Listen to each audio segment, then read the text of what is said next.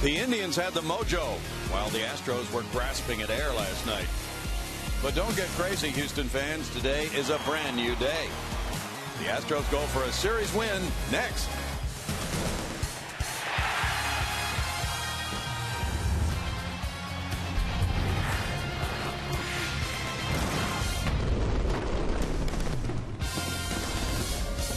Live from Minute Maid Park in Houston, Texas, Comcast Sportsnet. Houston brings you Houston Astros baseball. Today it's the rubber game of this three-game series between the Houston Astros and the Cleveland Indians.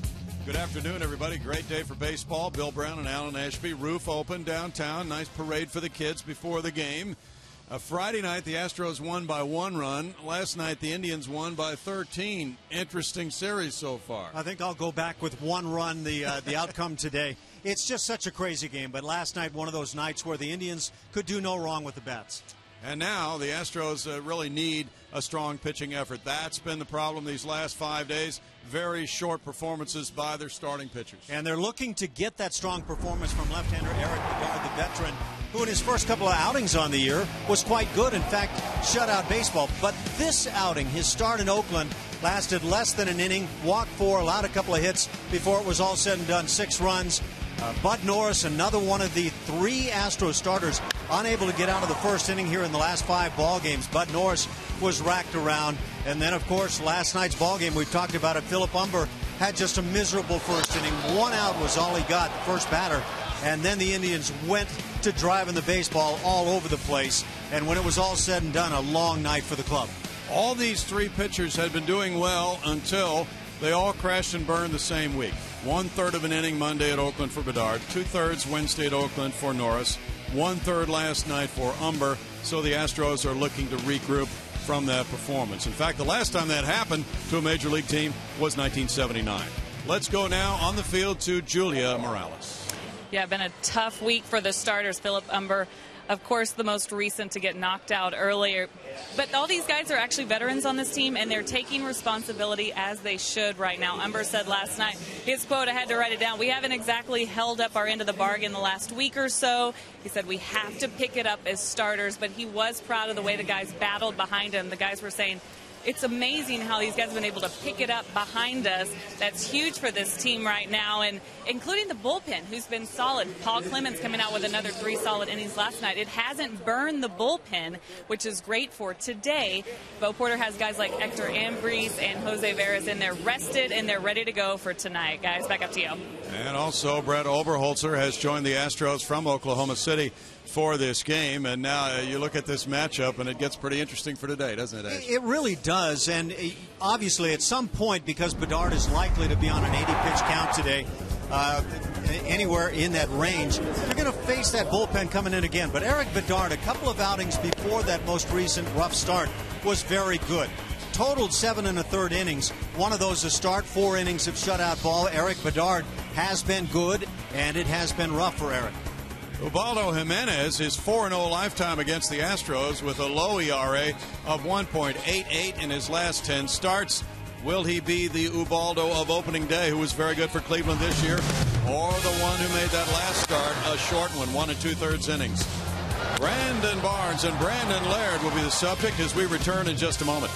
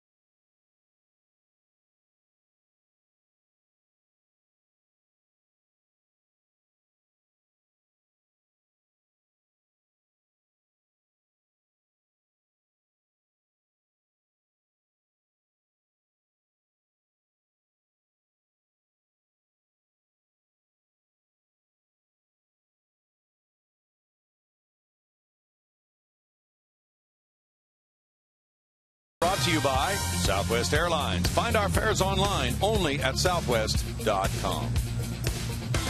On this ideal day for baseball in downtown Houston, it's the Cleveland Indians and the Houston Astros playing the rubber game of this three-game series today. And the Astros have gotten offense from two Brandons, Barnes and Laird. Brandon Barnes, 26 years of age, just in his second year in the big leagues, and starting to get a chance to play a little bit, taking advantage of it. Homers to right field last night. That was a big one. Got a chance to play on the West Coast recently in Seattle and Anaheim and picking up base hits, including this double. A guy who can really play it defensively. And Brandon Laird comes on, just called up yesterday, and boy, does he take advantage. A home run early on in the ball game. And he gets the silent treatment in the dugout, but the teammates finally come join in the celebration. He also had a solid base hit later on, a guy who had a heck of a spring with the club and now brings the bat and hopes to be able to help this club offensively. Eric Bedard goes against the Tribe next. His last start was 1/3 of an inning. His mound opponent is Ubaldo Jimenez. He lasted 1 2/3 innings. The game is next.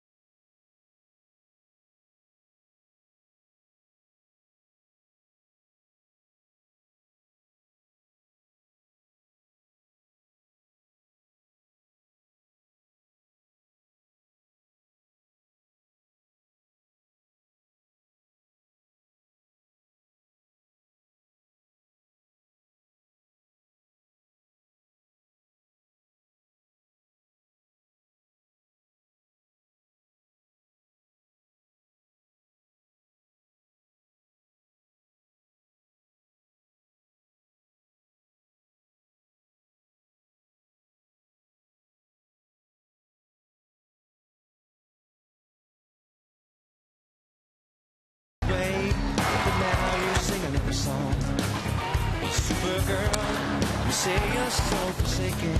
You wanna see me crying of a vows you were breaking all along. And now you're gone. It ain't no thing. Another life I never really known. Having you around was just a bad thing. Well, everybody's set for baseball now as soon as the band gets off the field, but we're glad to have them today as part of the ceremonies before the first pitch is thrown by Eric Bedard on this lovely afternoon. Boy, the weather's really blessed us this weekend, Ash. We had a bit of a chill in the air Friday night, but very nice last night and ideal today. Yeah, a little bit chilly for me the last couple of nights, but it's starting to turn very pleasant. Let's go ahead and keep it this way the rest of the summer. Let's do it. Here's the starting lineup now for the visiting Cleveland Indians, who last night snapped their 5-game losing streak. Terry Francona leads off with Michael Brantley, the left fielder. He follows with second baseman Jason Kipnis. Carlos Santana plays first base today, batting third. The DH is Nick Swisher. It's Mark Reynolds at third base today. Ryan Rayburn gets the call in right field. Mike Aviles is the shortstop, as Drupal Cabrera a bit banged up right now. Yan Gomes is the catcher, and Drew Stubs in center field. On the mound for the Astros, 34-year-old left-hander, the veteran Eric Bedard, 0-1 on the season. The numbers not so good because of his last time out. 7.04 the ERA. He got roughed up in an inning. Really, what he did was rough himself up with 4 walks in that first inning. not enabling himself to get out of the frame. But if he can pitch like he did in the first couple of outings this year, the Astros can look good forward to a good one. Defensively, Jason Castro will be behind the plate for Bedard. Around the infield, first to third, Brandon Laird, Jose Altuve, Marwin Gonzalez, and Matt Dominguez. In the outfield, Justin Maxwell in center, flanked by Rick Ankiel in right, and Fernando Martinez just up with the club in left field. Fernando, one of the new arrivals. Brett Oberholtz is the other. He's in the bullpen today. Now it's Bradley leading it off. Lefty on lefty. And Bedard throws strike one to Brantley, a .250 hitter with no homers, 5 runs batted in. Michael had 2 hits and a walk last night, driving in 3 to get him to those numbers for the season.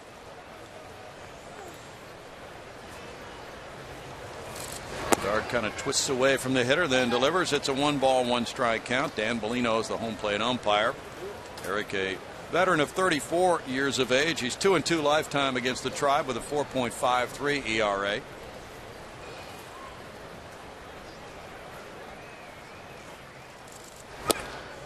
Gets that one by Brantley, 1-2. You know, the real oddity today is that Ubaldo Jimenez has been pitching for a while. Eric Bedard has been pitching even longer. And both are coming off the shortest starts of their career, Ash. The Astros have a bit of a history of that here recently. We've talked about the 3 starts. Pitchers unable to get out of that first inning among the last 5 starts for Houston. Ubaldo Jimenez has had a rather long struggle. That's a strikeout of Brantley looking.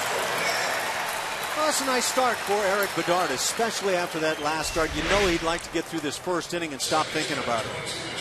That would be a relief for him. That's his first out of the game. Now Jason Kipnis comes up for another lefty-on-lefty matchup. Kipnis at 167 has no homers. He's driven in 2. Kipnis, though, was a part of their attack last night. He had a hit, scored a couple of runs. He missed a few games right before this series. There's ball 1 to Kipnis, but type of player who is a grinder, and he likes to play a lot. Last year he had 591 at bats. He was a wide receiver in high school at Northbrook, Illinois. Bunting, and it stays fair on the grass for a hit. Beautifully placed by Kipnis for a bunt single. Jason Kipnis had a bit of a long night for the Indians last night, just 1 hit, and 1 hit was kind of lonely territory for them. But with the third baseman playing off the line and back, that bunt's a freebie, and he lays down a dandy. Well, the Tribe certainly improved its offensive rankings in the American League, going from 13th in runs scored to 6th in one night. And now it's Carlos Santana, 378 for Santana, 3 homers, 8 runs batted in for the slugging catcher slash first baseman. Carlos just turned 27. He drove in 76 a year ago and drew 91 walks. Bedard looked a long time at Kipnis and delivered ball 1 to Santana. Santana had a couple of hits, including a homer last night, batting right-handed. One of the Indian switch hitters who has glowing numbers from both sides of the plate so far this season.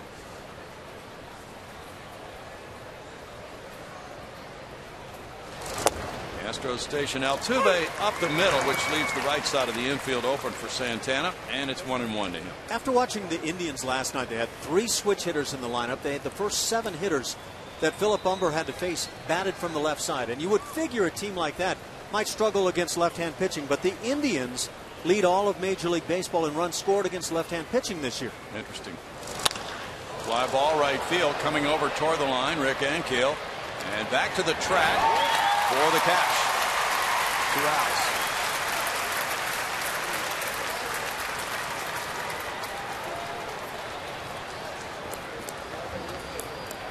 Eric Bedard, as you see the pitches that he tends to throw now versus a year ago, he's kind of gotten away from that changeup. We'd like to see if he gets back to that a little bit.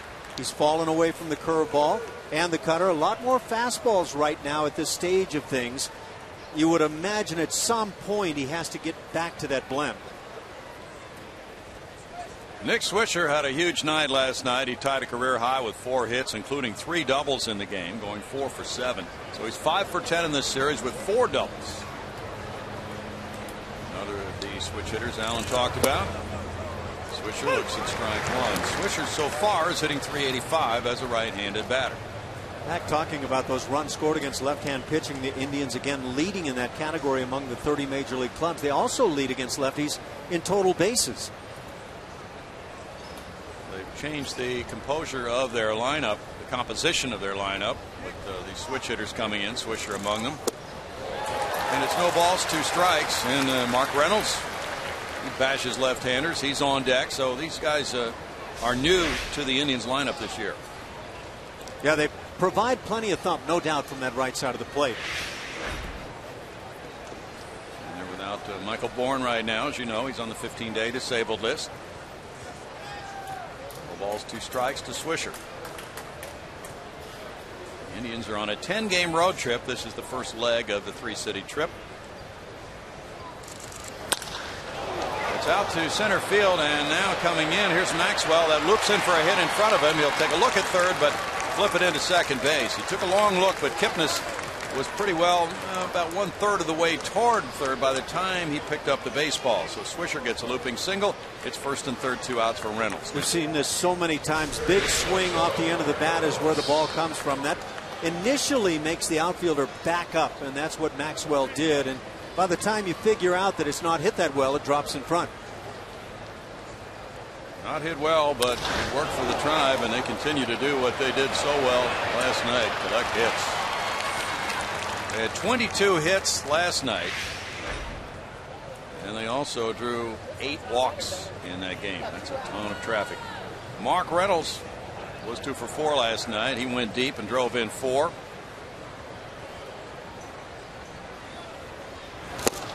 Reynolds takes a look at it. It's strike one to Mark. He is tied for 8th in total bases in the American League. Just glittering numbers. 6 homers, 17 runs batted in to go with a .296 average. He has 10 extra base hits already. Tough out in the early going. That last pitch impressive from Bedard. Slide step and a 92-mile-an-hour heater.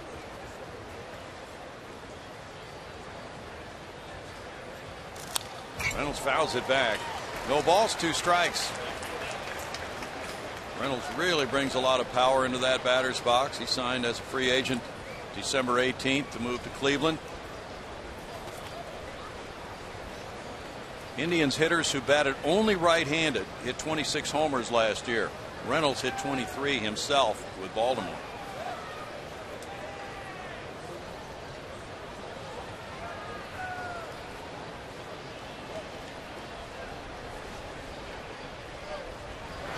Bedard misses outside. It's a 1-ball, 2-strike count.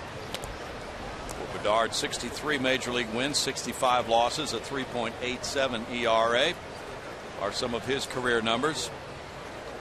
He was born in Ontario, Canada. Pitched for the Pirates last year. He was 7-14 with a 5.01 ERA for them.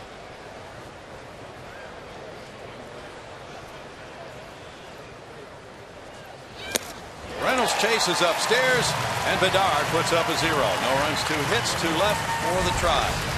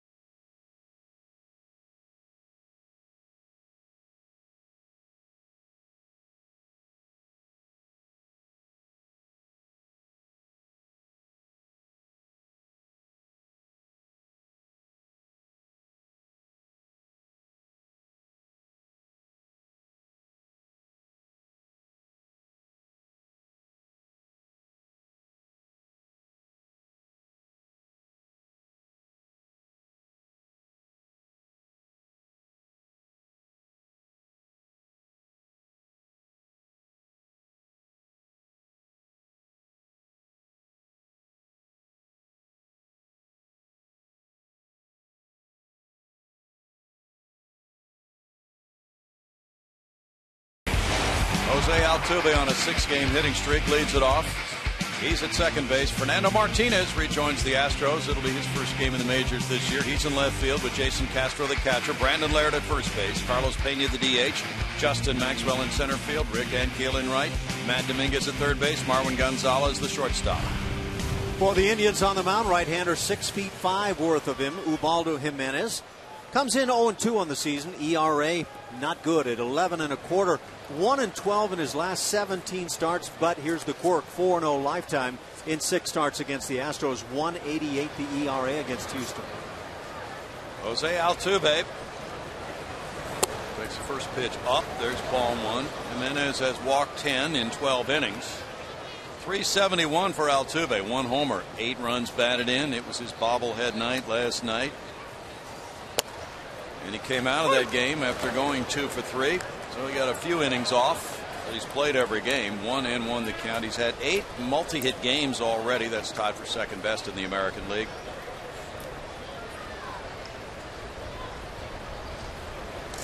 Kind of a funky delivery for Jimenez. He drops that arm straight down behind him, Ash. Delivery winds up leaving him wide open as he strides toward the plate. He actually has that left foot land toward that first base dugout quite a bit. We're trying to get him to straighten that out toward the plate a bit more, but you're right. Every move in this delivery would qualify as funky.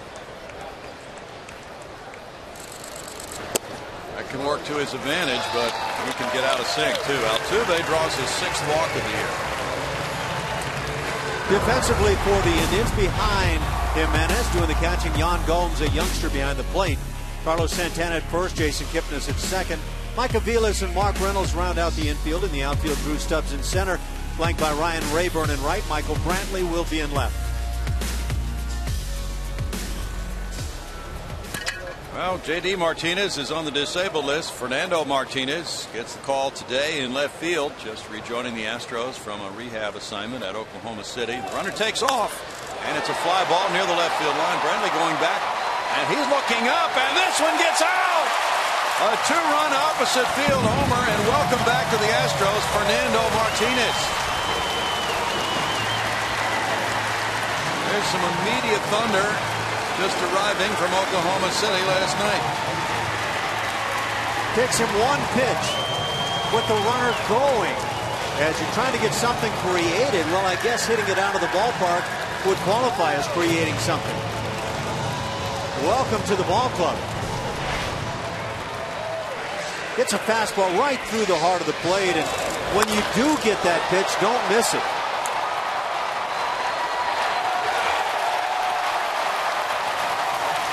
They get the souvenir, and quickly it's 2-0 with nobody out, and Jason Castro batting. Castro takes it. There's strike 1.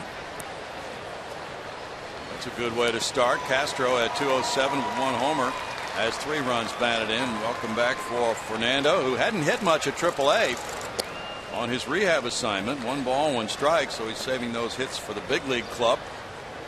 He was just activated from the DL yesterday with a strained left oblique, and pays immediate dividends.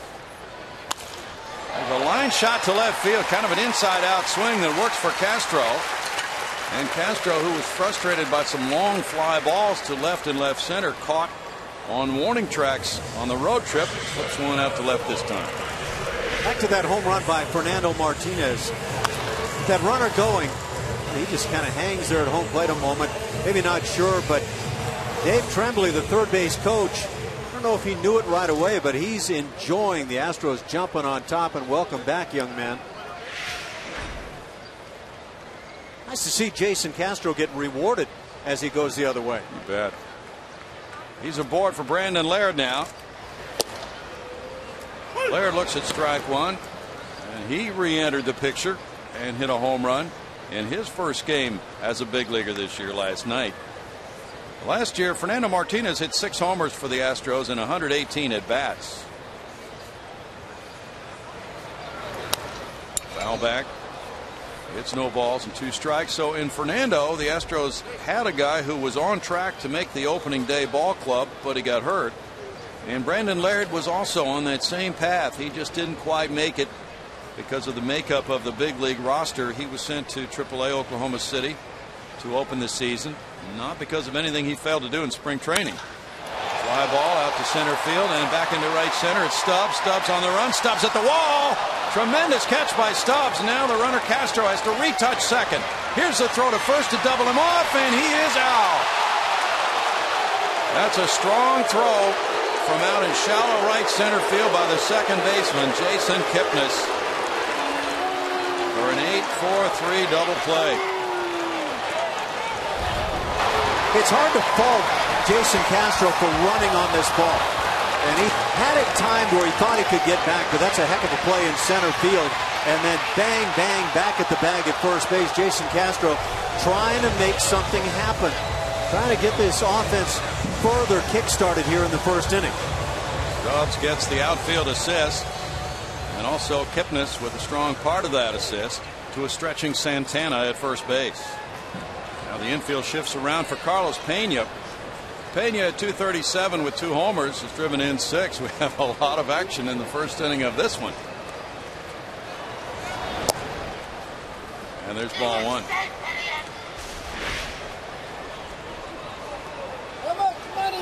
And we say bang bang, and that certainly was about as close as you're going to make that play. I believe that Castro around second felt if the ball was caught that he could get back. He almost did, as you saw how close it was. 1 ball, 1 strike. Pena had a double to left field last night. Hit the ball sharply on the ground. He was talking about that before the game today. He said, sure, I'll go that way with the pitch if I get the opportunity. But you see the way they have him played here, they're certainly expecting a pull. It's 2-1. Carlos Pena, when he goes to left field, sometimes feels to me like he stays on top of the baseball better than when he tries to pull. When he's in that pull mode, you get that uppercut that's led to so many home runs over his career. He really hit it sharply on the ground to the right of the third baseman last night. He lashes this one after the second sacker. Here's Kipnis with the throw to Santana. He throws him out from right field. So the Astros get into some balls here in the first inning. They score 2 runs on 2 hits. A double play prevents them from more. They lead it 2-0.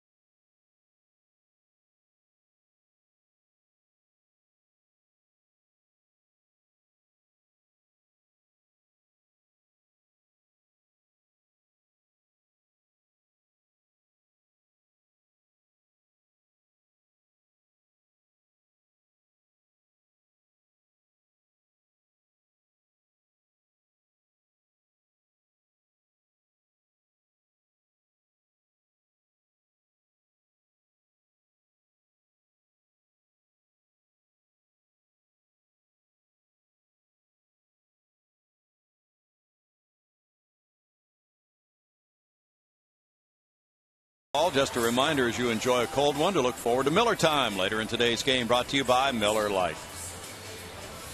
Good day to be outside, just enjoying wonderful weather. And this one started with a couple of booms. Cleveland had a couple of hits there, but Bedard got a big strikeout on Reynolds to snuff out the Tribe in the first. But the Astros then, with an Altuve walk and a Martinez 2-run shot to the Landry's Crawford boxes, making it 2-0 for Bedard. Now Ryan Rayburn leads it off in the second. And that bolt caught in right center field, hit by Laird. That ball went a long way. Good catch by Stubs. Rayburn takes and it's strike 1. Rayburn had 200, looking for his first RBI. He had 1 at bat last night, was retired in the game. It's a 1-ball, 1-strike count. Rayburn is 2 for 9 lifetime with a long ball against Bedard. Rayburn, a 5th-round pick of Detroit in 01. Hit only 171 for the Tigers last year in 205 at bats. But he had some good years for them. 1 ball, 2 strikes to Rayburn, and changing speeds, Bedard gets out in front. We talked about Bedard getting away from the off-speed pitches quite a bit this year based on the percentages. That changeup was quite effective.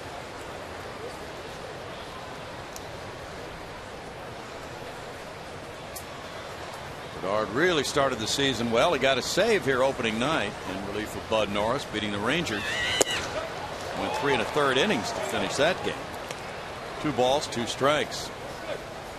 And the Astros have had a number of long relief performances this year. In fact, there's too much of a balance for the guys on the Houston staff in terms of innings pitched by starters and relievers. They're almost even for the year. Rayburn strikes out. Coming into this game, as that's the 3rd strikeout by Bedard. The starters had worked 77 2/3 innings. The relievers 70 innings. That's a mixture that won't work well over the course of the season, but that curveball will. Yeah. Or slider or whatever Bedard calls this, breaking down and in on the right-hand hitter. Did have a good break on it. Mike Aviles is next. Aviles came off the bench last night, going 2 for 4, 286 for the season, 1 homer. He's driven in 6.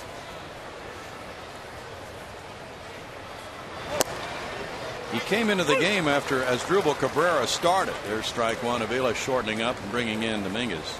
Cabrera got a hit in that first inning. Who didn't for the Indians?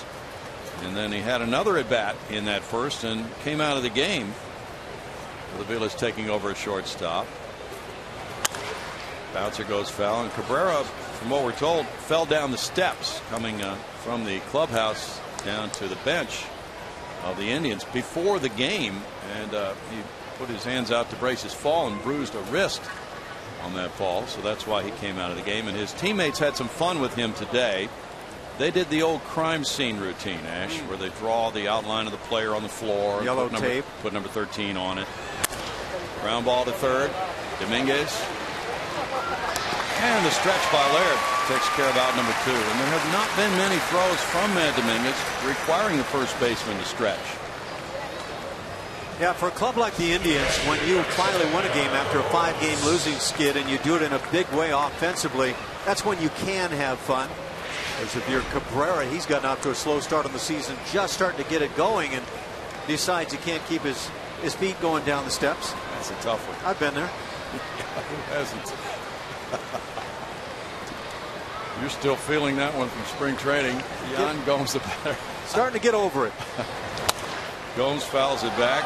Here's strike 1 to 133 hitting Gomes. 1 homer, 2 runs batted in. He's making his 5th start of the year. He was promoted from AAA when the backup catcher Lou Marson went down.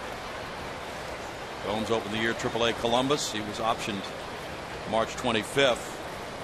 And he had played just 4 games at AAA when he was called up. He hit .407 this spring for the Tribe. 1-1. He'll let the bat fly. That much I can assure you. First Brazilian to make it to the major leagues. Probably won't be the last. The way this game has its international tentacles out there. And you'd love to see that be the case. Absolutely.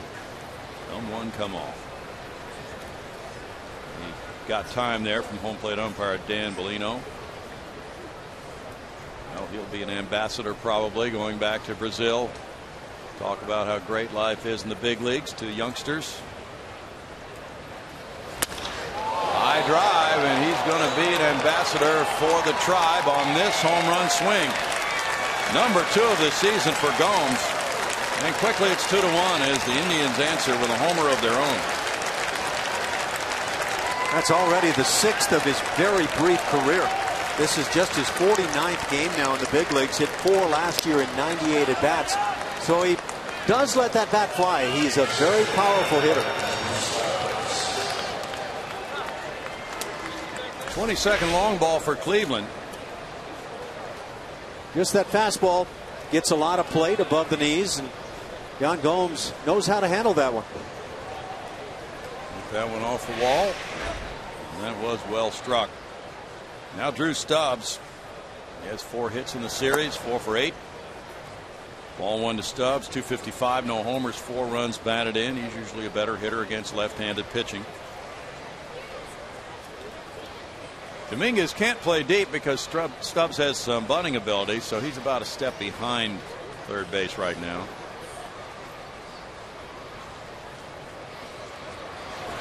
Stubs takes that one. It's a strike, 1-1. Not a bad substitute center fielder if Michael Bourne is not able to play. This guy can really make plays. Ask Jason Castro about that right about now. That play in center field was rather special going that distance. That's a big yard out there. Bedard missing, falls behind now, 2-1. Stubs was voted the 3rd best defensive outfielder in the National League by National League managers last year. He was a finalist for the Rawlings Gold Glove Award. Now Dominguez backs up with a count 2-1. He's much deeper than he was. Fouled away, and it's 2 balls, 2 strikes. Yeah, a 2-1 count is not one in which Matt Dominguez should expect a bunt from Stubs here. Starting an inning where a hitter might try to get his way on base is one thing. With 2 outs like this, Stubs is trying to drive one. Number 9 hitter Brantley on deck.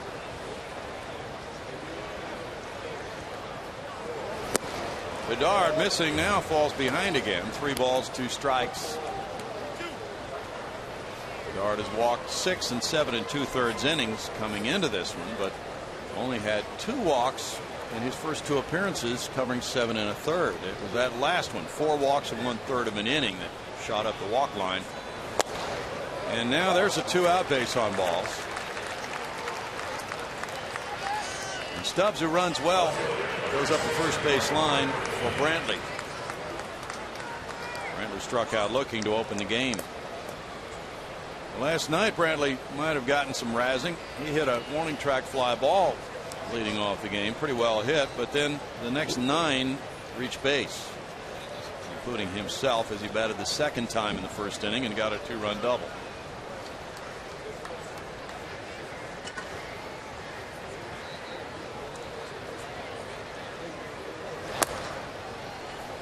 That's a strike, and it's 0-1 to Brantley. The walks have really been mounting for Astros pitchers. And they are the team right now that unfortunately has walked more than any other American League pitching staff. And for the season, 71 walks in 147 2/3 innings for Astros pitchers coming into this game.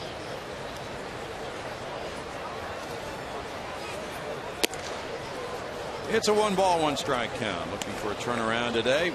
The Astros checking in at 5 and 12. The Indians are 6 and 10. Doesn't take much searching to figure out that walking hitters is not a good thing. You mentioned, Brownie, the Astros being dead last in that category, followed by San Diego, Pittsburgh, and Miami. The Angels are right there, and their pitching has been pretty miserable to this point. Now it's 2 balls, 1 strike. Bedard has had some very good years, including 07, 13 and 5 for Baltimore. He was 15 and 11 in 06 for the Orioles. Had Tommy John surgery back in 03. He's had some other arm miseries. He's had left shoulder surgery more than once.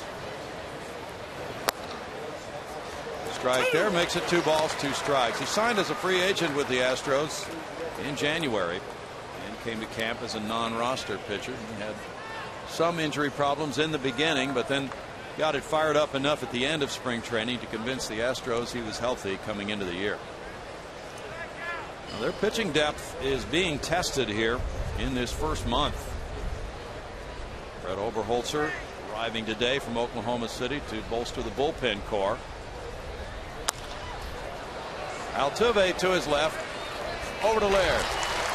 And the Gomes homer makes it 2-1 Astros in the middle of the 2nd inning.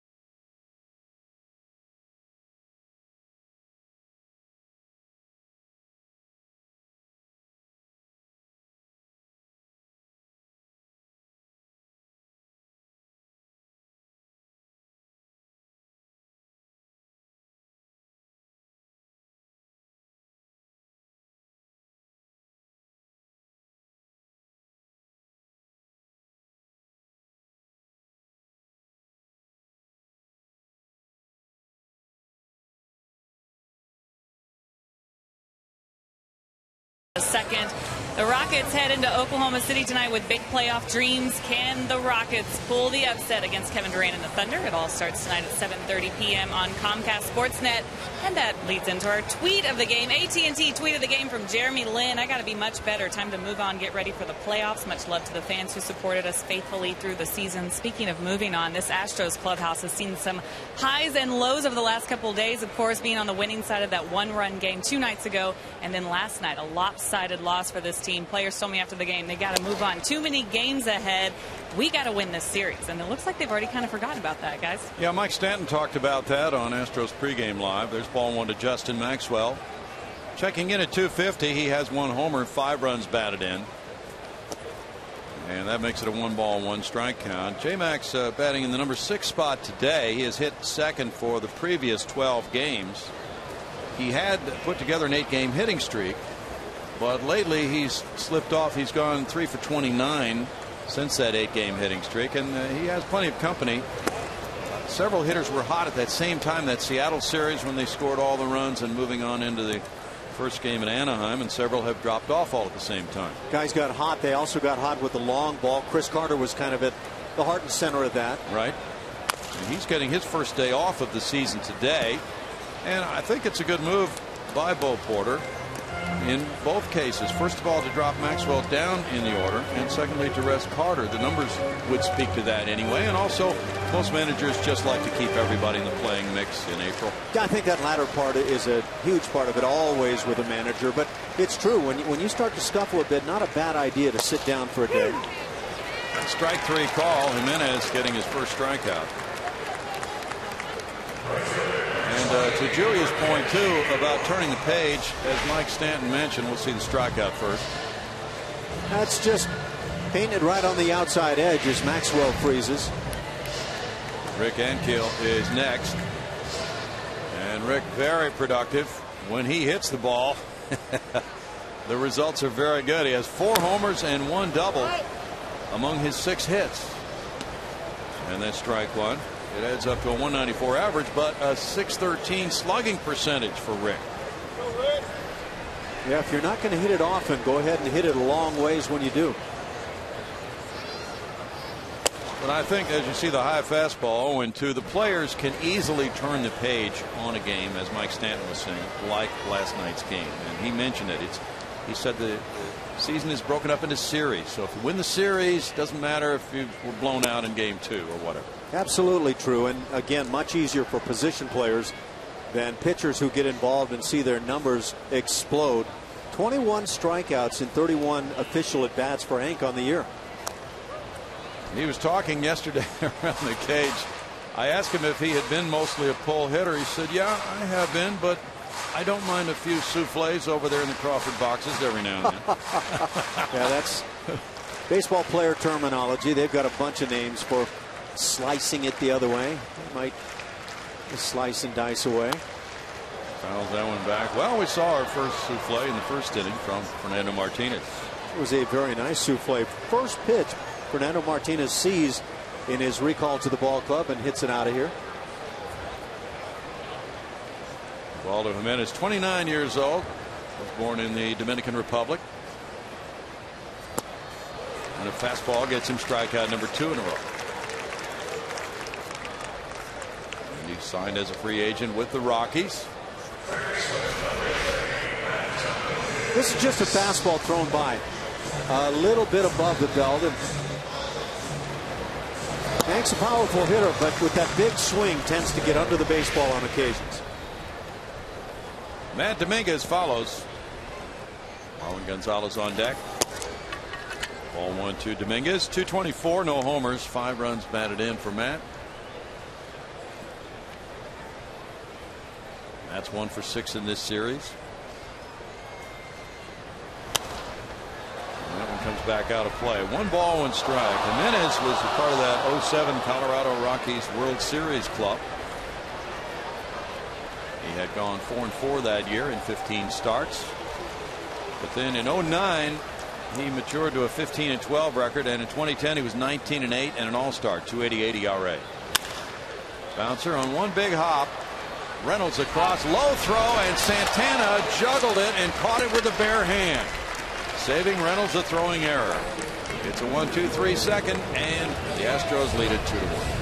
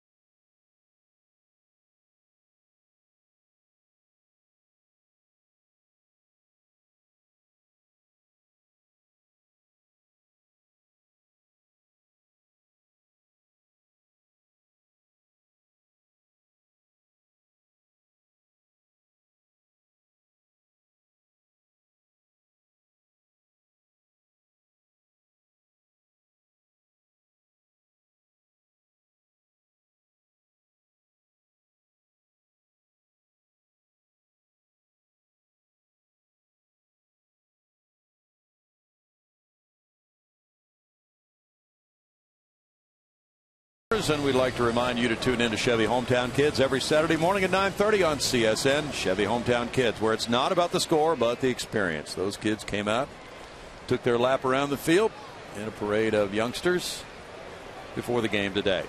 Now Jason Kipnis gets it going in the third inning. Kipnis takes a look at it. It's strike one. I never got a chance to parade around the field at Major League Ballpark, Dodger Stadium in my case when I was a kid. You? No, but that's been such a nice trend in recent years. All the ballparks do it. I would have loved to have had that opportunity. Oh, yeah. All the way, and it's 0-2. Nice catch by a fan down the left side. Fan bringing his glove to the ballpark. It worked.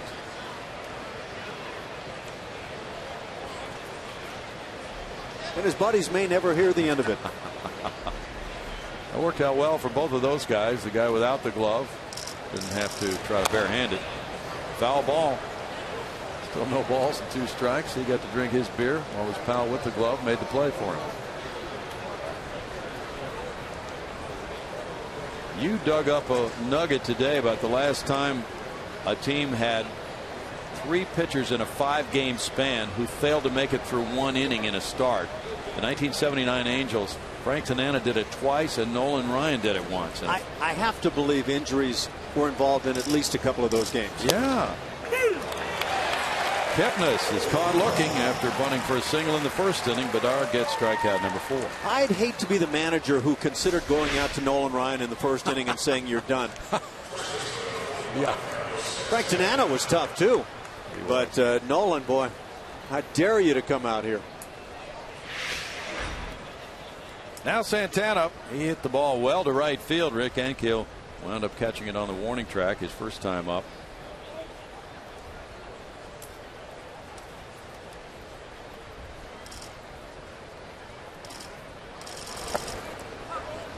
That's ball 1. I had Nolan say to me when the manager would tell me to go out to the mound, before I could get to the hill, he'd say, I suggest you turn around and head back unless you have something really important to tell me. Did you ever? Not exactly those words. Okay. Did you ever have anything important to tell him? Never. Never. Okay. You're throwing really hard, pal. Line shot left center field. That's a gapper. It'll roll to the wall. Santana heads for second. And that's his 7th double. Very nice start to the season by Santana. Yeah, the fact of the matter is, most of the time, in all honesty, what are you going to tell a guy that is like Nolan Ryan? Of course, nobody's like Nolan Ryan. Pitch in the heart of the plate, drilled into left center field.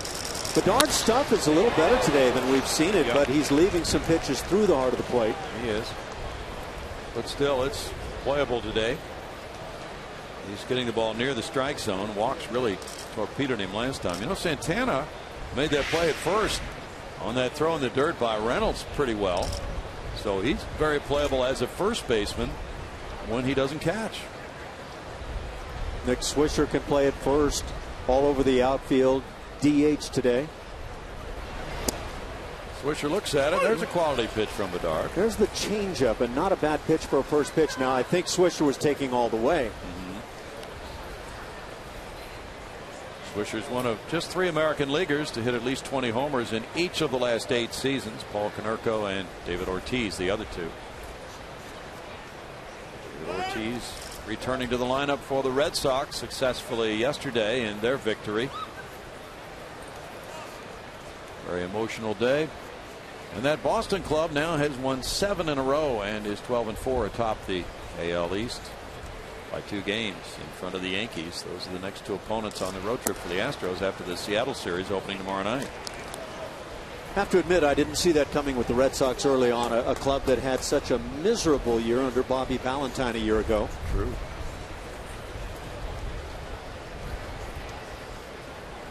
Well, something like what happened during the Boston Marathon has brought that entire city together, and more than just that city. So the team might be feeding off that as well, you know, the way they're representing the city. And Big Papi said we have not Red Sox but Boston on the front of our uniforms, and they might be able to take that, and not that a team would want to do that, but it may translate into more wins. You don't set out to do anything like that, but it may help them on the field. As a team, you'll take anything that works. True. Santana's edging off second. The ball is popped foul and back out of play. He certainly was edging, and I don't know if he's willing to go. He takes now a peek toward his third base coach.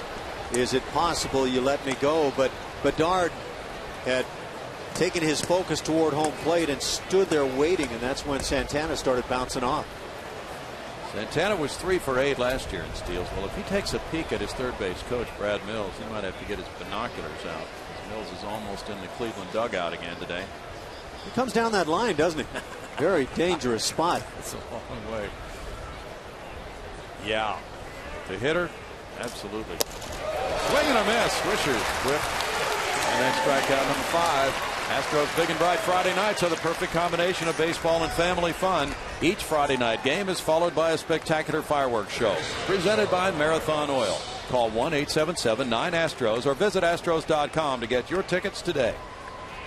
Now, a big strikeout there as Swisher does not advance the runner, and it's Mark Reynolds coming up next. Reynolds struck out, leaving 2 men on in the first inning. 49 pitches, as you see, for Bedard, and he's been effective with 5 punch-outs already. And Rayburn on deck.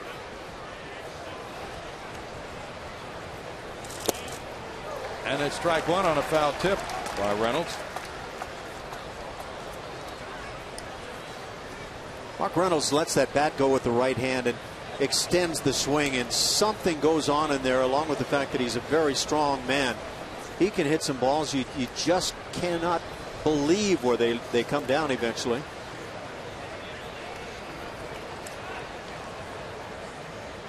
.187 home runs now for Mark Reynolds in his career. He's 29 years old.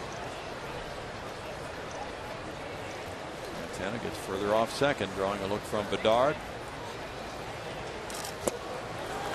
And Reynolds is behind 0-2 in the count now. Mark's 3 for 12 lifetime against Bedard. Maxwell over in left center field. The flags are at half staff, as you know. They're indicating that the breeze, if they're accurately representing the direction of the wind, it would be a different sort of wind than we normally have here. It would be out toward right field. And that it may not be an accurate representation, because normally when they're at the top of the flagpoles, the wind is blowing out to left center. That's a normal wind pattern, but maybe not today. We're not sure how accurate that is, though. Just flags in that position. Sometimes you get that swirl effect down in the ballparks. In tight, and it's 2 balls, 2 strikes to Reynolds. Like that effort coming in hard, 92 off the inside edge after a changeup away. He might now once again go back to the changeup away. He's got a good looking pitcher this afternoon.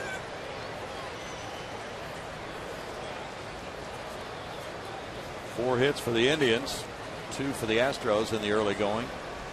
Santana dancing off second. And now it's 3-2. So Bedard crosses you and maybe others up with coming right back in hard. Exactly.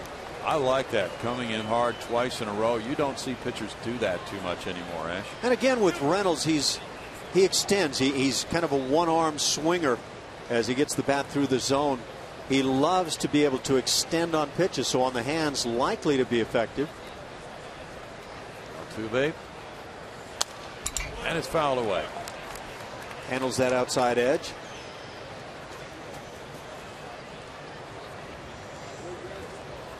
Saw him hit a couple of years ago a ball in Baltimore.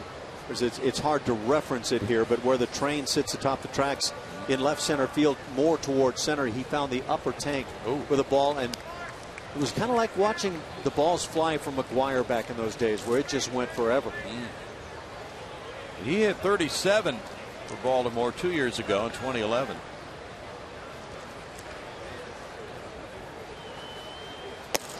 There's a walk to Reynolds, and now it's Rayburn coming up. Second walk of the game for Bedard, but this big difference in power credentials between Reynolds and Rayburn would lead a pitcher to think, rather than throw one that I don't like Reynolds to see, I could deal with the next guy. Hey, you're certainly willing to find more of the plate on a lesser power hitter than Mark Reynolds. Don't let him turn things around immediately on you. Rayburn struck out his first time up back in 09. He hit 16 homers for Detroit in 261 at bats. That's a nice ratio with a 291 average that year for the Tigers. Native of Tampa, Florida. He went to South Florida Junior College. The thing is, though, if a pitcher does that kind of thing by design, and often that is the case. Roger Clemens was great at that, managing the lineup, deciding which hitters he did not want to allow to beat him. And those guys, if they took a walk, then would pass it along. Then you really need to get that next guy, if that's going to be your pattern. Roger Clemens was such a master, and we saw him have just brilliant seasons here in Houston. Of course, he did it elsewhere. Was it 7 Cy Young awards he possesses? He was, the word is master on the hill. And he could basically put the ball where he wanted.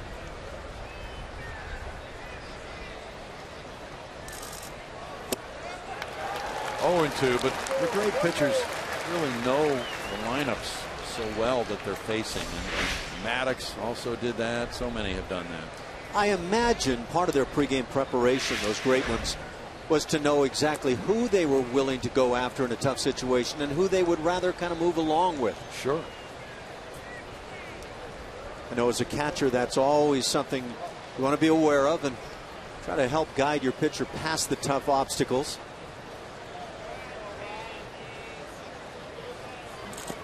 In the dirt. Did you guys talk about that when you went over your scouting reports? Scouting reports were quite a bit different then, but yes, you would talk about the guys that were really good with men in scoring position, guys that hit breaking balls well, maybe better when a pitcher's in a stretch than when he was in the windup, because they tended to focus this way. Guys you didn't want to let beat you. You'd go through all of those scenarios and make sure that you knew exactly what you were trying to do in a given situation during the ballgame. It's 2-2 now to Rayburn. Some guys, when there's a couple of strikes, are just unable to lay off high fastballs. Some guys can't lay off the breaking ball down under the knees. Bedard's going to want to get him on this pitch if he possibly can. Otherwise, the count goes to 3-2. And with 2 outs, the runners go on the next one.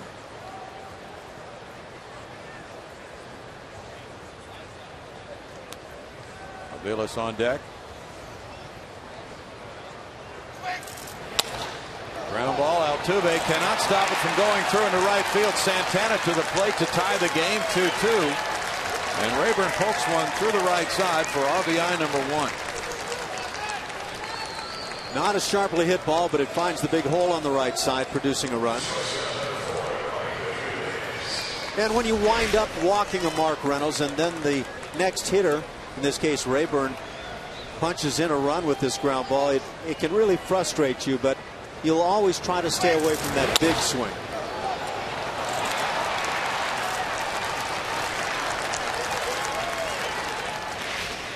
Hit number 5 for the Tribe. Aviles next. He grounded out earlier. Bedard, in addition to walking 4 in 1/3 of an inning at Oakland 6 days ago, gave up a 3-run homer to Nate Fryman in that game. He threw 35 pitches. And his high for any of his 3 outings is 66 pitches. That was at Seattle in the 4 shutout innings. His first start of the year. He's thrown 61 pitches now. Off the end of the bat, this one heads for the seats. It's strike 1 to Aviles. Off speed down to 77 miles an hour, and hence the effort by Aviles, leaving him out in front, hitting the ball right off the end of the stick. Nolan Ryan refused to give it to the female fan right behind him. Was that Nolan? Yeah. There he is. Didn't know he was in town today, but he gave it up. Welcome to the ballpark. Oh, a kid got it. Couldn't very well ignore his own children. He's chivalrous. It's a strike and it's 0-2. John Gomes is on deck. It's frustrating for a catcher when you have that rare pitch you don't catch cleanly, and then the call comes, the hitter turns and says, wasn't that low? And as a catcher, you want to make sure that you catch every one you can so you don't leave that awkward moment for the home plate umpire.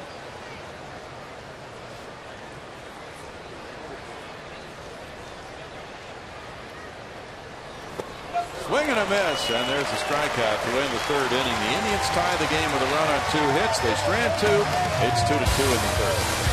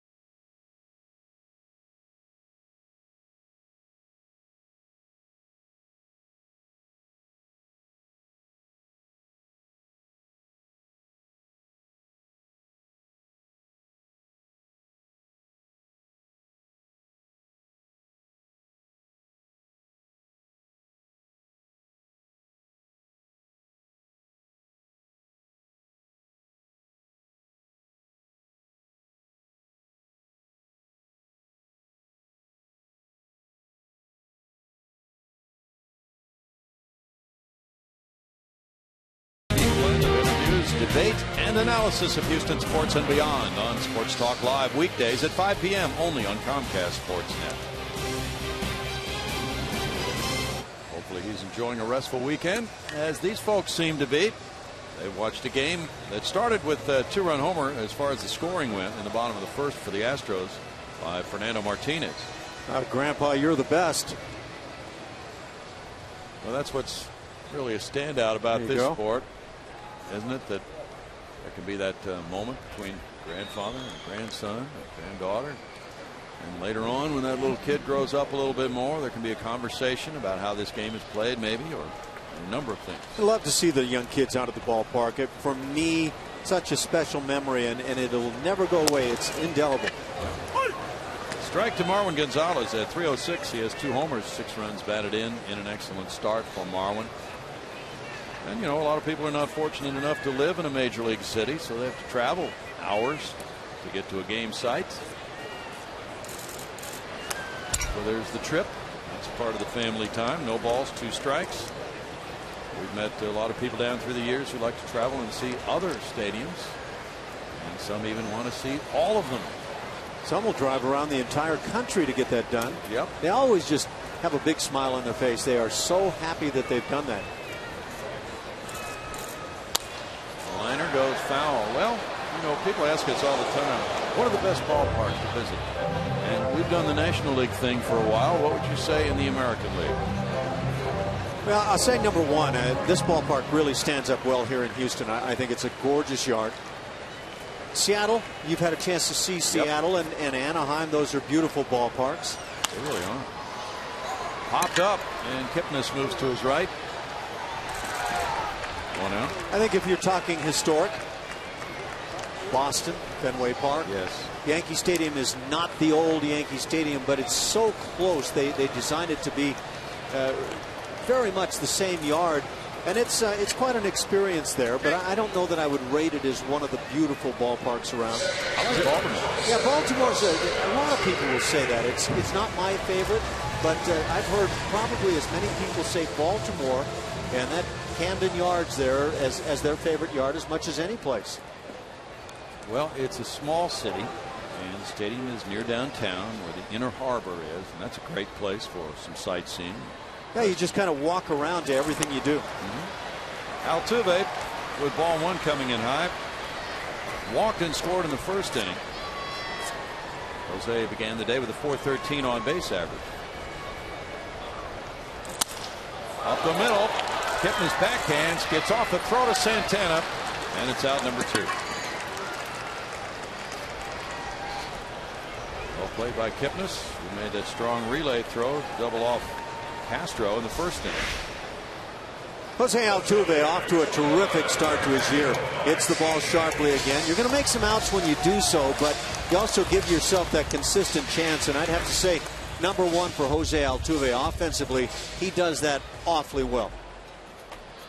Fernando Martinez just returned to the lineup with a resounding swing with that 2-run opposite field homer, his first time up on the first pitch. Strike 1 to Fernando. Fernando's 24. He's from the Dominican Republic. He was with the Mets until the Astros claimed him on waivers prior to last season. He had 118 at bats with the Astros, 341 for Oklahoma City. Lines to first. And in the third, it's 1-2-3 for Ubaldo Jimenez, keeping the game tied at 2.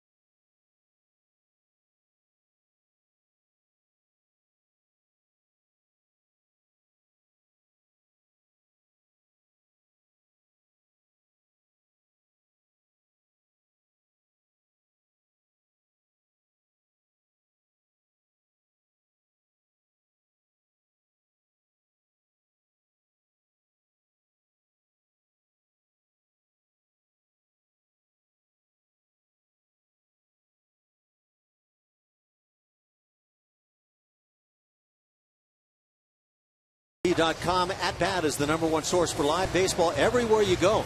Available for iPhone, iPad, Android, and BlackBerry 10. At Bat delivers Astros baseball with all the latest technology. Text At Bat to 31826 or visit Astros.com for details. The Sunday crowd watching a game which is tied at 2, moved to the 4th inning now. And Yan Gomes, who struck the first blow as far as a scoring blow for the Indians with a homer, is the batter. He looks at ball 1. Eric Bedard has struck out 5. He's allowed 5 hits and 2 runs. He's thrown 65 pitches. There is no bullpen action right now for the Astros. Stubs and Brantley to follow Gomes. Gomes looks at it. It's in the zone, and it's a 1-1 count. Rice University prospect Anthony Rendon is not a prospect anymore. He's a major leaguer. He arrived at Citi Field just before 10 o'clock this morning, and he's in the lineup making his major league debut, batting 6th for the Nationals against the Mets, with Ryan Zimmerman on the 15-day DL.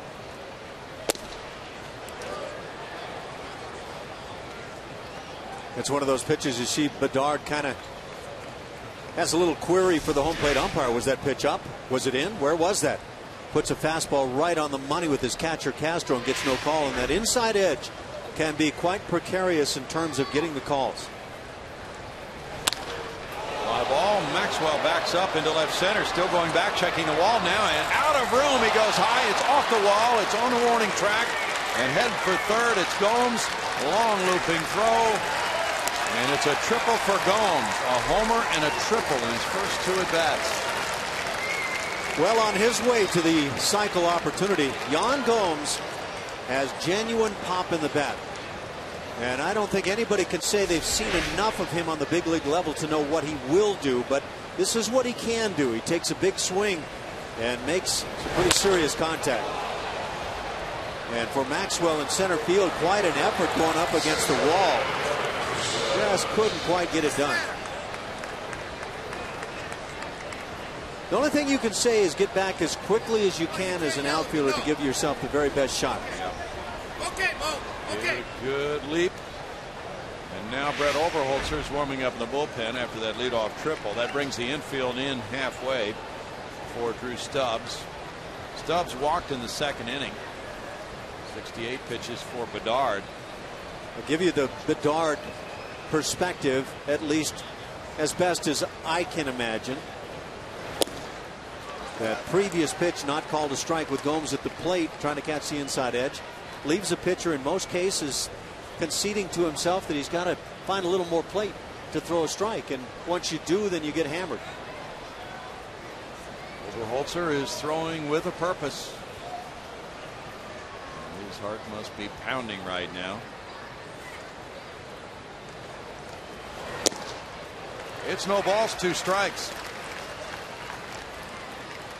Dallas Keuchel was optioned back to Oklahoma City to make room for Overholzer. Not that Keuchel had failed to live up to expectations, but simply because Keuchel had pitched last night 74 pitches and would not have been available today, and the Astros needed a fresh arm. So Overholzer, who last started on Monday and hadn't pitched since, is here. Yeah, the likelihood is not available tomorrow as well. A strikeout as Stubs failed to connect on anything upstairs. Boy, is he upset at himself in the body language. Strikeout number 6. That's a key first out, but you still have a man at third base, so you've got to keep something in the infield or the strikeout again here. 7 strikeouts for Bedard speaks to his stuff. And now it's Brantley. Brantley was strikeout victim number 1, then he grounded out. The infield still playing at halfway.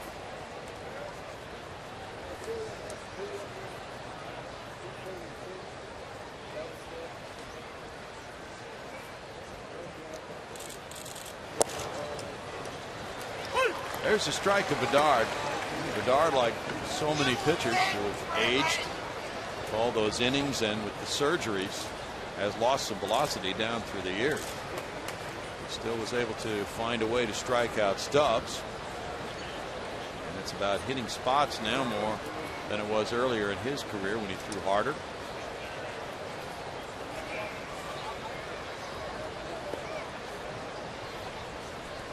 Bedard's never been an extreme strikeout pitcher, but he had 171 in 196 innings in his 15 victory year of 06. That's very good. No balls to strike. Pumping that heater at 92. That's the high end today, but that's decent. I would think that with his other pitches, he can succeed at that velocity. Yeah. Especially as a left-hander. Most left-handers that you find are not overly hard throwers. He's thrown 14 of 19 first pitch strikes.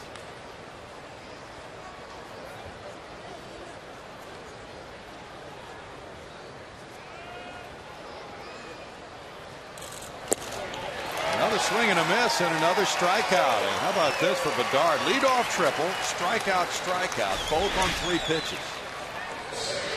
Just blowing the fastball right on by. Maybe a little cut action. Throwing it over the bats. See that ball ride right over the top of the barrel. Yeah. A big K for Bedard. That's number 8. And now Kipnis. He dropped down a bunt for a hit, and he struck out looking.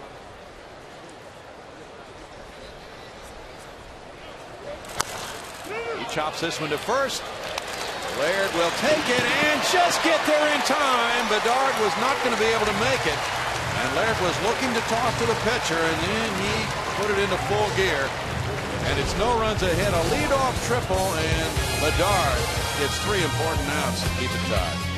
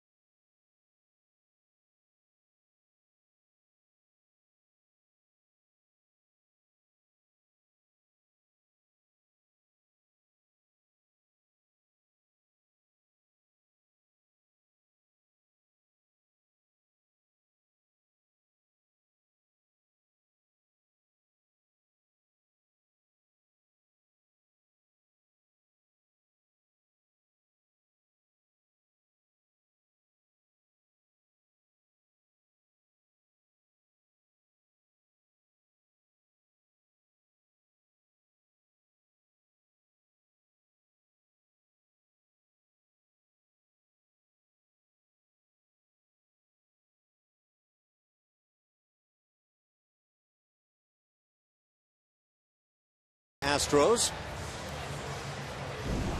back in the first inning.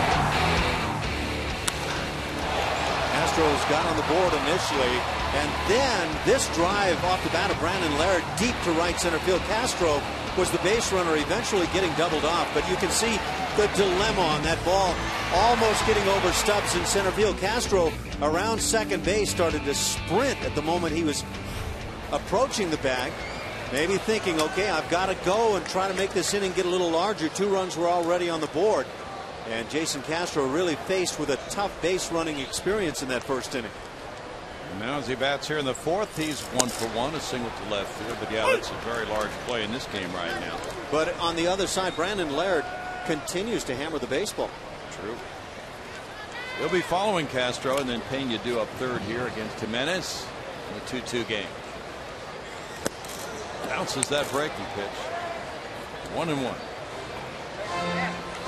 Jimenez brought a 14 2/3 scoreless inning streak against the Astros into this, but that was ended early when he walked Altuve and gave up the 2-run opposite field homer to Fernando Martinez.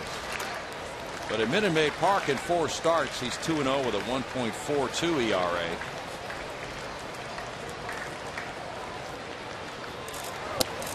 That one floats inside for a 2-ball 1-strike count. Ubaldo Jimenez, we see in recent seasons a decline in the velocity of his fastball, and I think if you could go back to his big years, Brownie, you'd see a decided drop off. He was a very hard thrower.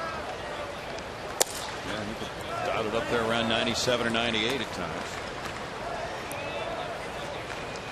3 balls and a strike. Well, last time out against Boston, he lasted 1 2/3 innings, gave up 7 earned runs, walked 5. Kipnis is there. Over to Santana, 1 out. And some of the balls that have been outs have been hit sharply off Jimenez, but he's only allowed those 2 hits, the Martinez homer and the Castro single in the first inning. Brandon Laird hit that deep drive you just saw, the one on which Castro was doubled off first. Caught almost at the wall in right center field by Stubs. It's got to be encouraging, I would think, if you're Brandon Laird. You come to the ballpark, you play yesterday, you hit a home run and a solid base hit, and now you find yourself in the cleanup spot in the order as Chris Carter gets a day off. It says right away that there's a strong belief in your abilities offensively. That's strike 1. We talked about Laird yesterday and what he did, but yeah, he was awfully good as he hammered away. The home run kind of led off his day. Had a couple of hits on the night. A lot of love from the teammates eventually. And then a solid base hit to left field, so it was quality stuff. Ground ball. Diving play by Aviles. He gets up and guns to first, and there's the pick by Santana. Oh, they absolutely pilfered Laird there. That looked like a hit all the way, and Aviles launched his body, and then Santana dug it out of the dirt. Brandon Laird has busted a couple of baseballs here this afternoon. One to start that double play, and this one, what a play by Aviles at shortstop, and not bad on the other end at first base as well. It's just simply being picked out of a couple of hits early on. It's a tough luck hitting for the Astros. One of the reasons it's so tough to put up the kinds of numbers on the big league level that you might be accustomed to on the minor league level. The defense is that good. Yeah, you're right. Carlos Pena looks at ball 1. They shift around on him. The Astros are shifting more than any other team in Major League Baseball to this point of the season. Far more often than they did last year. The Indians bring that lone infielder on the left side up near the grass. That generally will take away the bunt, and Carlos has shown an ability to lay down some bunts. 1-1. So they lead the majors in shifts. 52 so far. They're on a pace for 562 shifts. The Cubs are second with 44.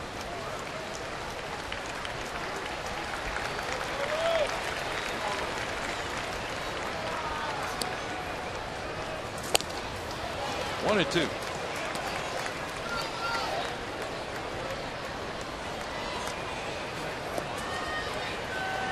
If you're Ubaldo Jimenez and you do have that shift on behind you, 3 infielders on the right side and the only guy on the left side playing at the straight up shortstop position, you don't want to go trying to pitch down and away on the left-handed bat where he might just accidentally hit one through the left side.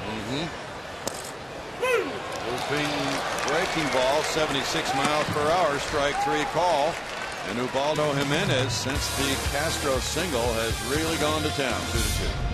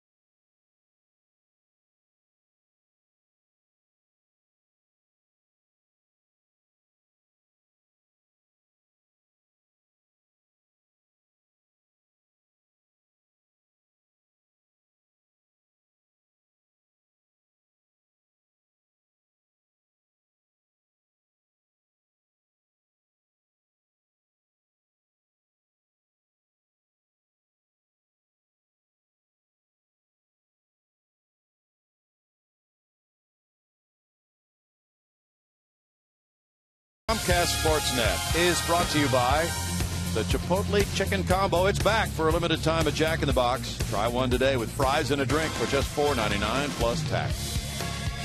But on the mound, Eric Bedard is not back. Just the way he was throwing those fastballs there, and he got 2 key strikeouts on Stubs and Brantley and Kipnis. He went hard after those hitters in the 4th inning, and he kept the game tied at 2-2. Now he's out of the ball game, and it's going to be the major league debut of Brett Oberholzer, who came in the Michael Bourn trade from the Atlanta Braves. First major league appearance for Oberholzer. And you know it's got to be a really interesting time in that body of his right now, Ash. In that head as well, no doubt about it. Anytime you get that opportunity in the big leagues, you want to take advantage. But sometimes it's hard to get all the peripheral stuff out of your head and focus right on what that task at hand might be. Oberholzer pitched well for the club back in the spring. And I think with the fact that he didn't pitch overly well at Oklahoma City early on, it was the fact that he had left a good impression in the spring on the staff, everybody involved, that probably gets him this opportunity. As he comes into a tie game in the 5th inning, he faces a slugging first baseman today, normally catcher Carlos Santana. Santana has been a good glove man at first as well as with the bat today. He doubled in the 3rd and scored the tying run after hitting a fly ball deep to the warning track and right in the 1st. Bedard in 4 innings allowed 6 hits, 2 runs, walking 2, fanning 8. And Oberholzer throws ball 1 on his first major league pitch.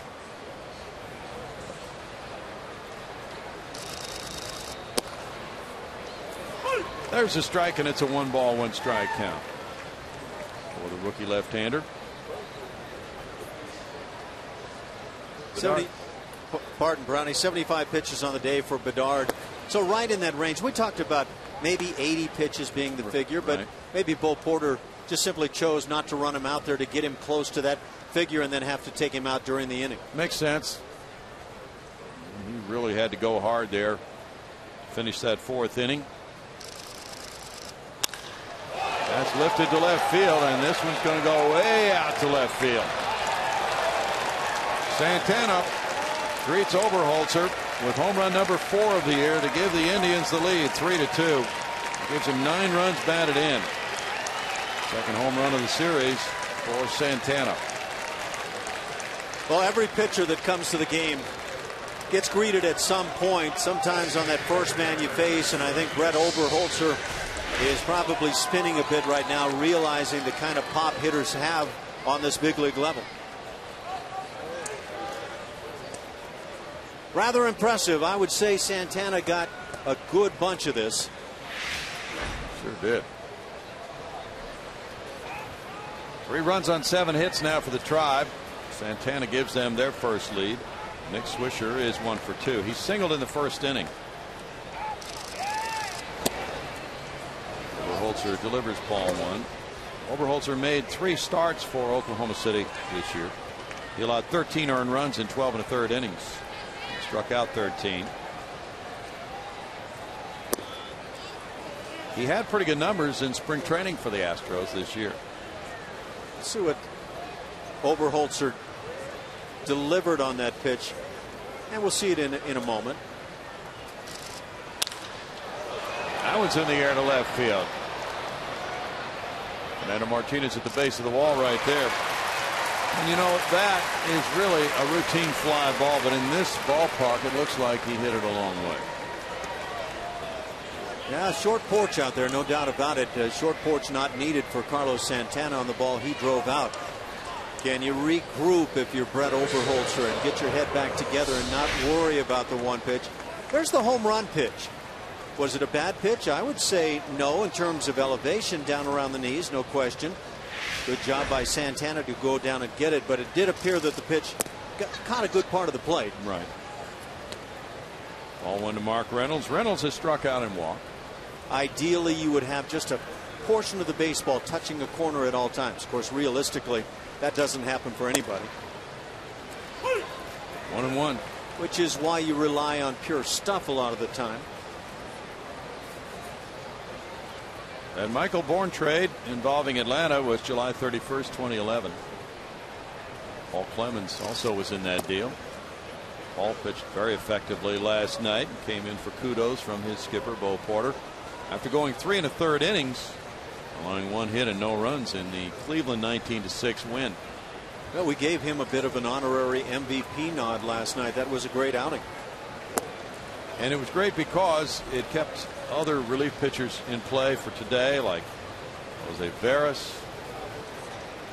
Hector Ambriz. Look, you don't get to throw up the flag in the game.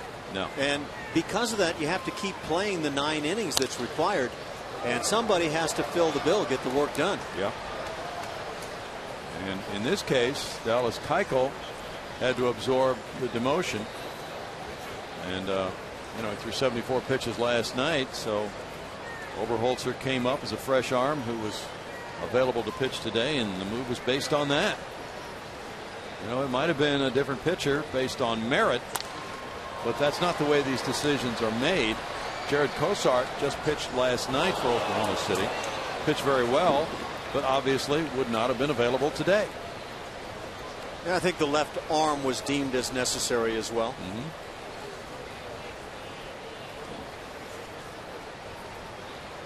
Cosart in 5 innings allowed 3 hits and 1 run last night. No walks, 6 strikeouts. He won the game. He's 2-0 with a 1.02 ERA. Popped up. And over near the Astros dugout, that will be right behind it and dropped by a fan. Jordan Lyles also has good numbers at Oklahoma City right now. But he had just pitched, I believe, on Thursday. So he would not have been available today. And Jordan has been a starter, so using him in relief would be asking him to pitch in a different way than he has. Ryan Rayburn is on deck.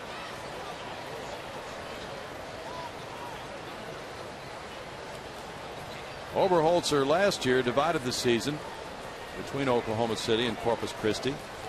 He made a total of 28 starts in those 2 stops. He was 10-10 with a 4.37 ERA combined.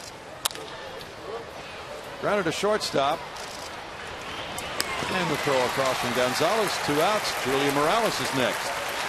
Yeah, guys, Oberholzer, if he's looking for a place to stay, I bet he can call up his longtime friend Paul Clemens out of the bullpen. These two go way back. They were playing against each other in JUCO in the Northeast, and they were drafted by the Braves. Clemens 7th round, Oberholzer 8th round in 2008. They roomed together from rookie ball to Double-A. One night the skipper came in while they were in Double-A on the road and said, "Hey, Clemens, you've been traded to the Astros." And a couple minutes later he came back and said, "Oberholzer, you're going too." So these two have known each other for a long time. Clemens, he said, "We can't be separated." It's pretty funny. Well, he only told the skipper one name at a time. Yeah, he did. They were both in that deal.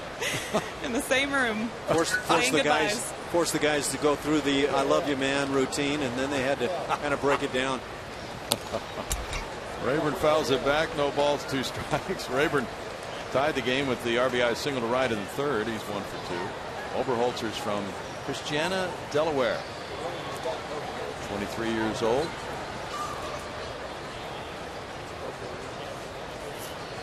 He entered last year as the Astros' number 7 prospect, as ranked by Baseball America, and as having the best slider among all Astros prospects. 1 and 2. In 2011, he was ranked the Braves' number 9 prospect by Baseball America.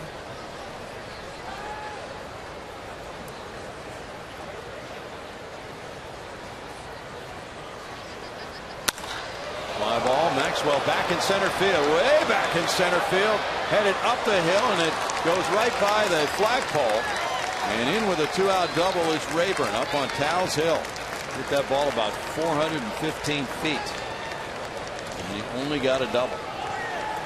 Yeah, we were talking about the long ball power of Mark Reynolds, who bats in front of Ryan Rayburn. And here you get to see that Ryan Rayburn can drive it. And it's big time pop when you can hit Towles Hill. Good pitch to handle. If you can pitch out over the plate, in most cases in this ballpark, balls hit from right center to left center are going to be handled.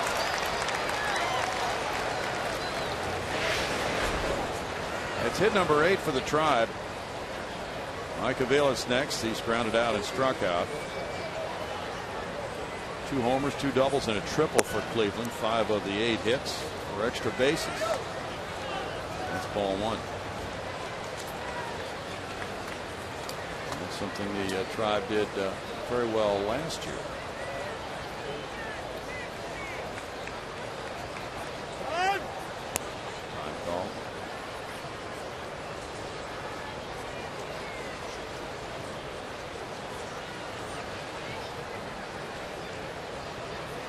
Indians with 22 hits last night.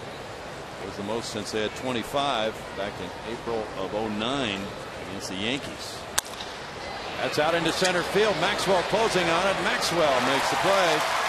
1 run, 2 hits, and 1 left for the Tribe. They grab the lead here, 3-2 in the 5th.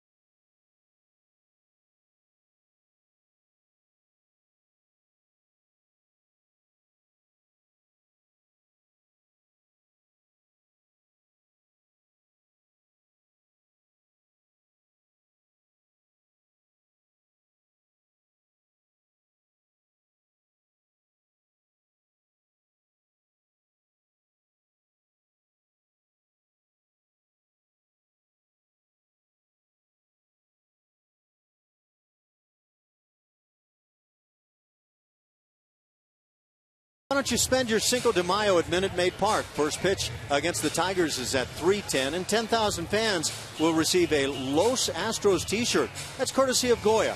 Come on out early for the Cinco de Mayo Street Fest from 12 until 3 in the afternoon. Presented by Budweiser. Call 1-877-9-ASTROS to get your tickets right now. Ubaldo Jimenez, who last year for Cleveland won 9 and lost 17, has retired 11 in a row. He has a 3-2 lead now, facing Justin Maxwell, who struck out looking in the 2nd inning. Ground ball and 1 hop to Reynolds. 1 pitch, 1 out here in the 5th for Jimenez.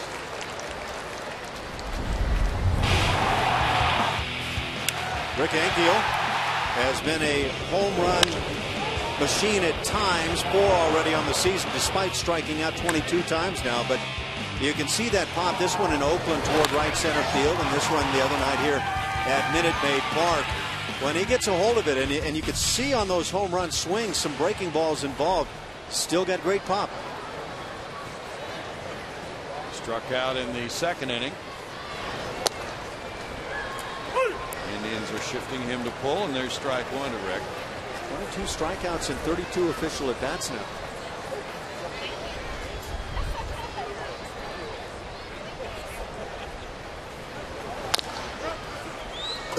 Calls it back. No balls, 2 strikes. Well, the Astros as a team have a very high strikeout rate. They came into this game having struck out 166 times in 583 at bats, compared to 43 walks.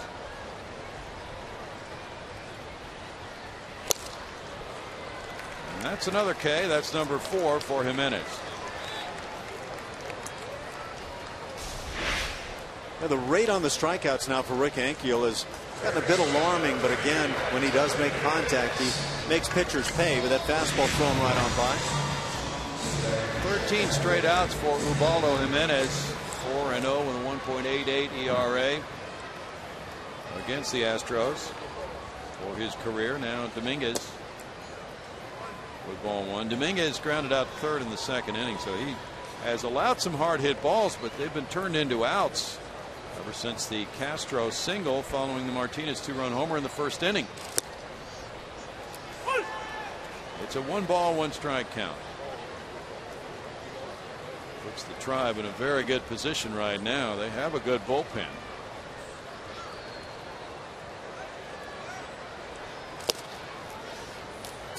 It's a 1-ball, 2-strike count.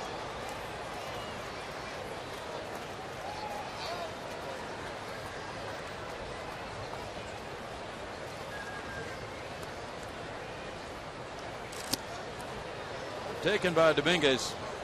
2-2 for Matt. And Cleveland will move on into Chicago to play the White Sox next, and then on to Kansas City as they return to the AL Central Division. That's hit well to left center field. Bradley back. Not well enough. And in the fifth inning, the Astros go out 1-2-3. That's 14 straight outs and 3-2 Indians.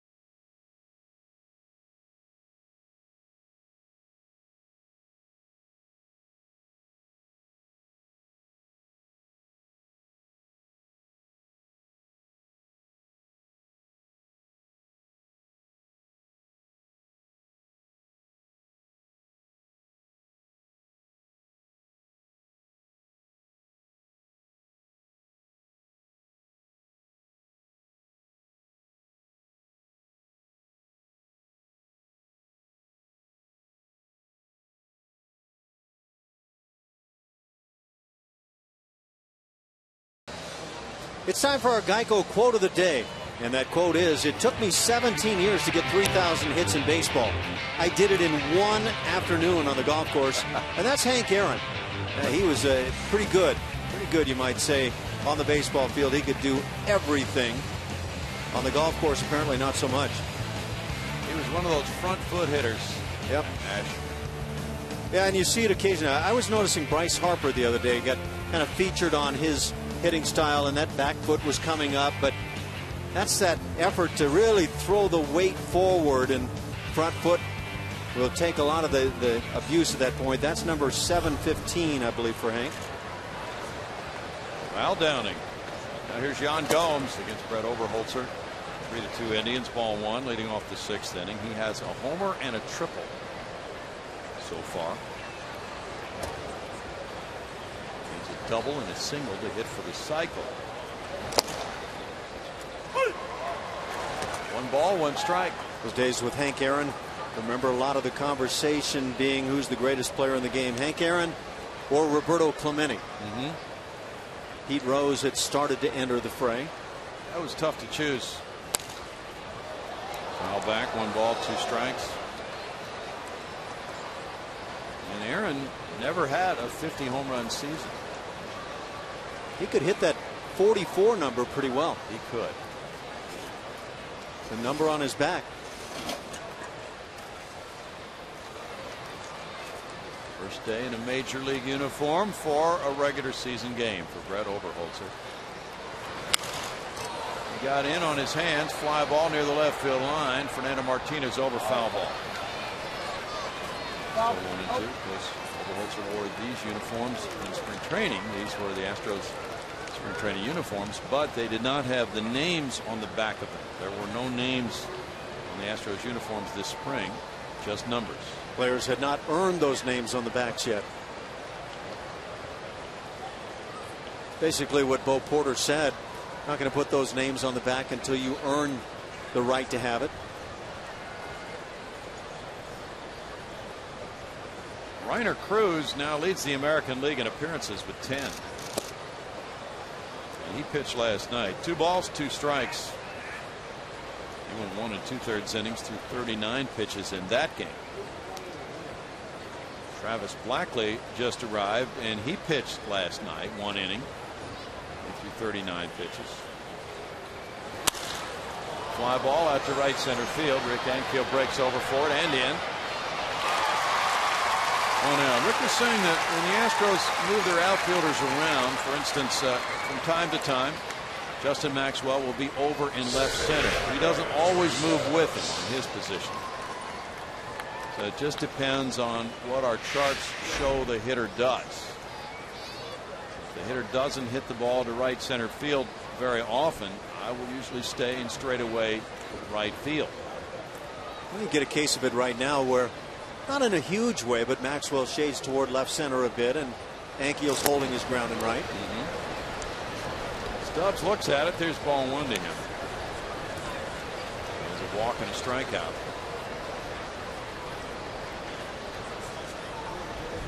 Popped out from behind the clouds.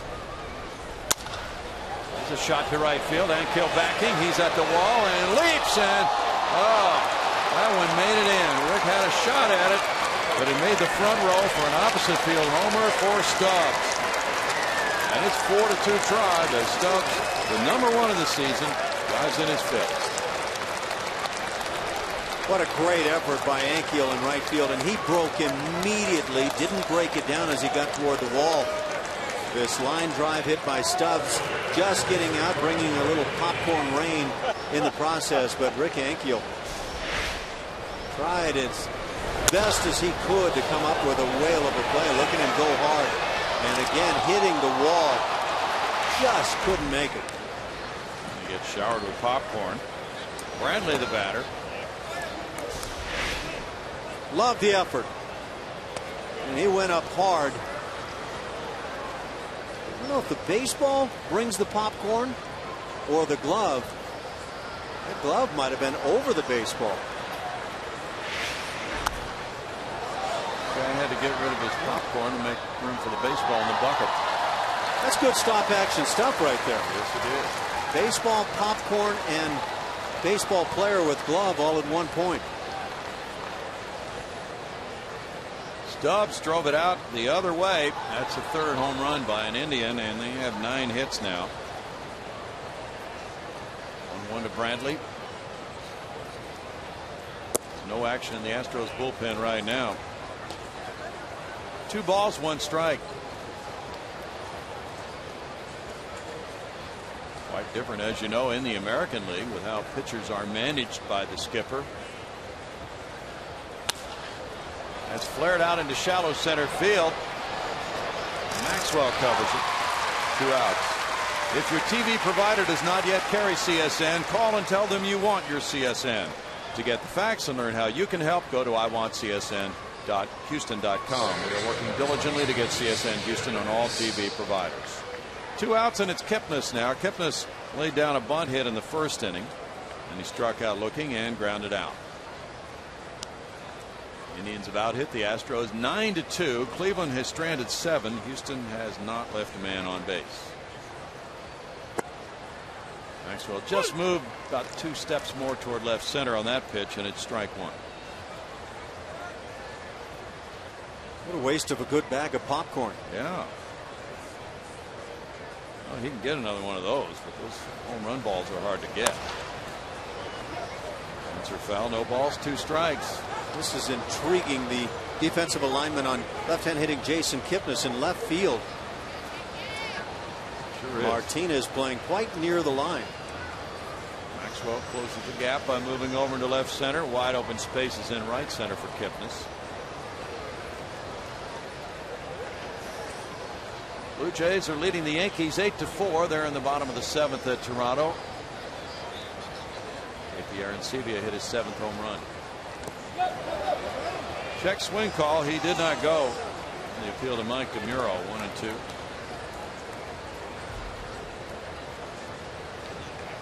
Arencibia making himself quite valuable as a catcher. He's got some very easy power. Lefty Nick Hagedorn is in the bullpen for the Tribe. Yankees are trying to sweep Toronto, but trail in that game 3 of that series. In tight for a ball. 2 balls, 2 strikes. The Yankees have done well considering all their injuries. They're 10-6. Blue Jays, on the other hand, in last place, 7-11.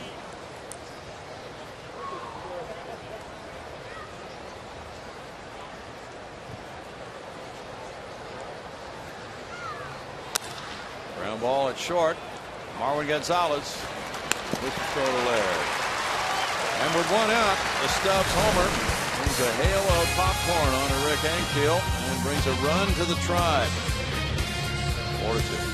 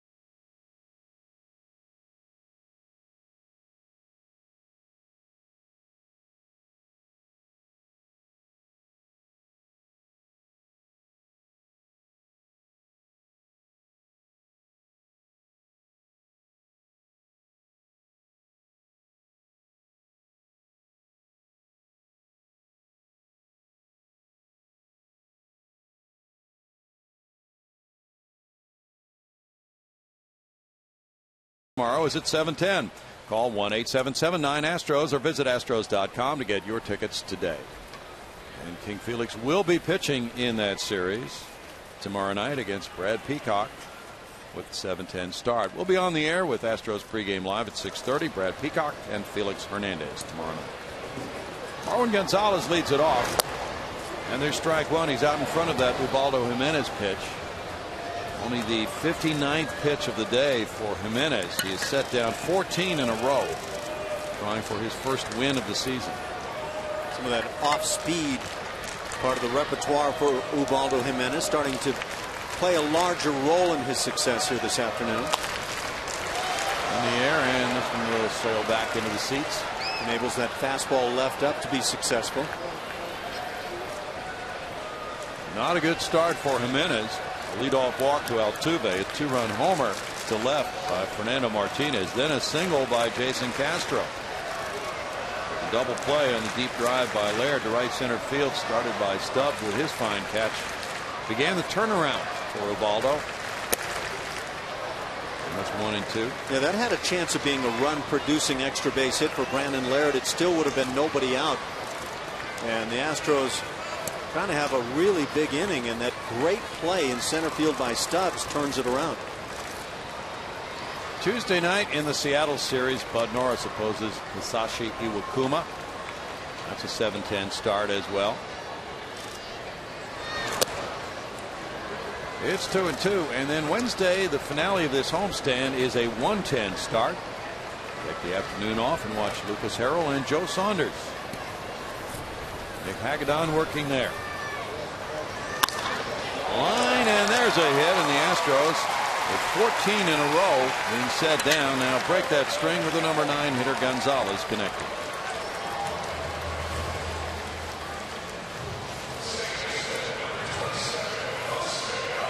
Yeah, Marwin Gonzalez continues his nice start to the season. I would think this is a season that's rather important to Marwin Gonzalez.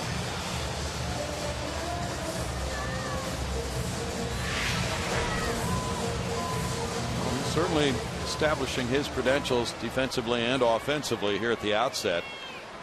He's aboard for Jose Altuve, who walked and rode home on the Martinez homer, and he grounded out.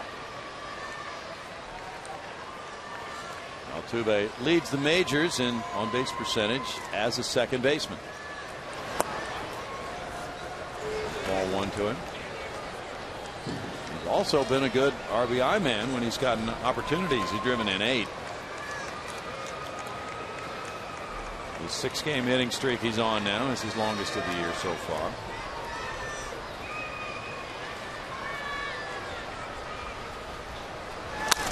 Fly ball to right. That'll back up the right fielder. Rayburn way back. Rayburn, it's off the wall and he's down. Here's Marwin Gonzalez. Dave Tremblay sending him. And the throw will be relayed on to third late. And it's 4-3 on an RBI triple by Altuve. 7-game hitting streak for Altuve, his first triple of the season. And now you're down just a run and a runner at third base, nobody out. A great opportunity to get at least even in this ball game. Another terrific effort. Rayburn in right field comes up with that effort, but might have taken this one right in the coconut. He might have. Look at Altuve with that opposite field stroke and with pop. Looked like that ball hit him as he raised his glove. And the throw is high from the relay man. Looked like that throw was headed right for the runway. It sure was. Mark Reynolds saved a run there by going high. Well, we'll see if that ball hit Rayburn or not. We think it might have. Meanwhile, Hagedorn's coming in. It's 4-3 Cleveland. Back in a moment.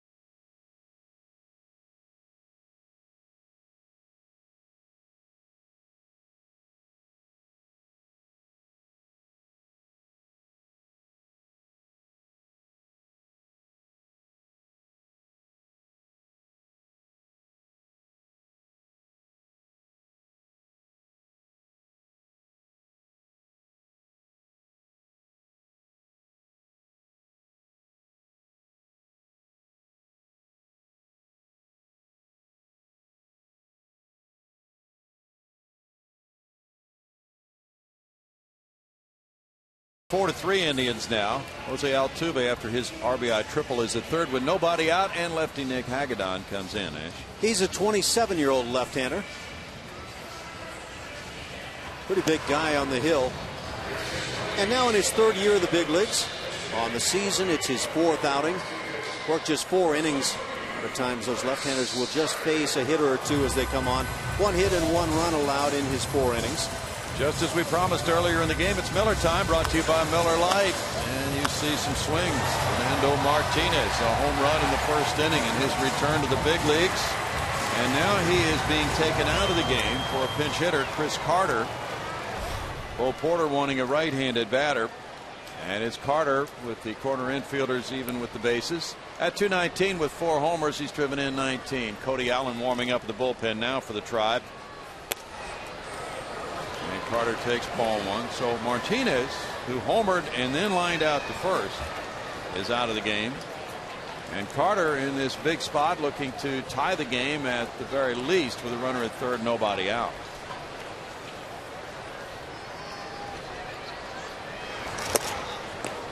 It's no balls, 2 strikes. Chris has started every game for the Astros. He is 0 for 7 in this series. Making a 1 ball, 1 strike count, rather. And Carter with 64 at bats has those 4 homers. This is the first time he's pinch hit since he's been in that lineup every day. This one sails over the catcher, but no advance by Altuve because it caroms right back to Yan Gomes. And that was a smart no dash to home by Altuve. Oddly for Hagedorn coming in, right-hand hitters in 9 at-bats against him, yet to come up with a base hit. They've walked a couple of times. As you see that ball sail to the backstop, but when it starts coming right back toward the catcher, if you're the runner at third base, you better be able to react quickly. The left-hand hitters on the other side are 1 for 4 against Hagedorn.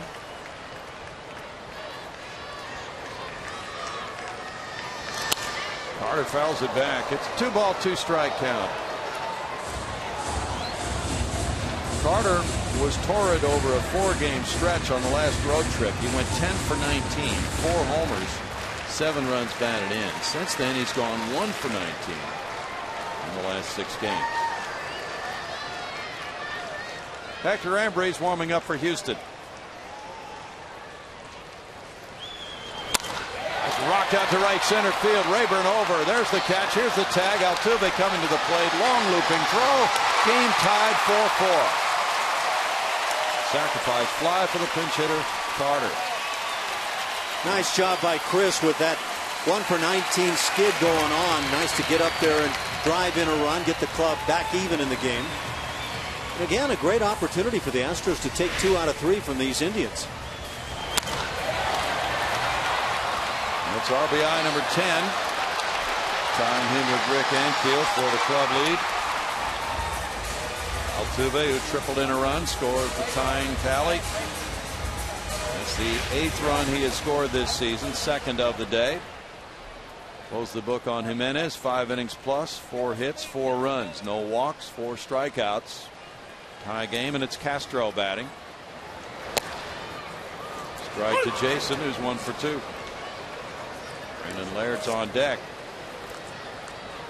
Jimenez was in a position to get his first win of the season. Now that will not happen.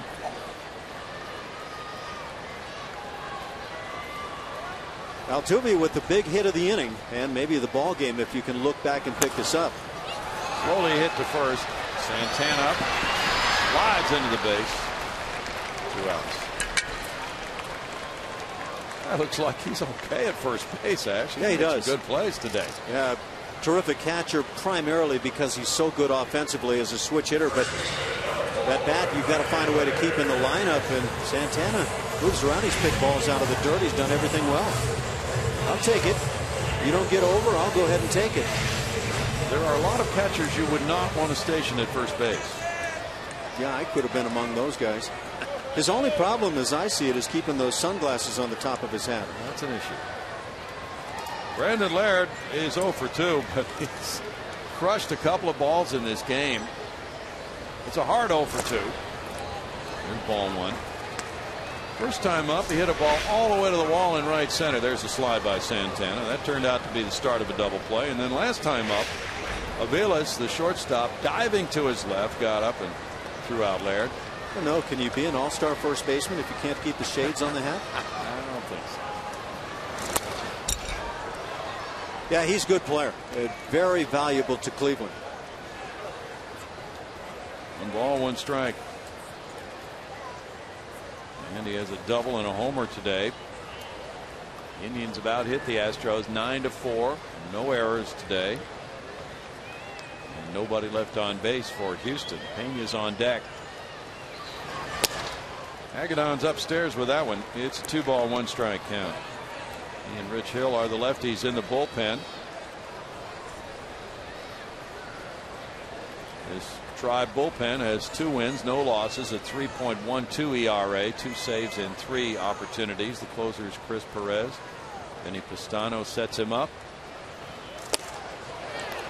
2-2 to Laird. Agadon was bouncing back and forth last year between AAA Columbus and Cleveland. He had a 6.39 ERA for Cleveland in 27 games. He did not pitch after July 6th. Had a broken bone. In tight, and that's ball 3. Brandon Laird. Agadon was born in Sandpoint, Idaho. Went to the University of Washington. Drafted by Boston with a sandwich pick after the 07 first round, and then Cleveland got him in the Victor Martinez trade in 09.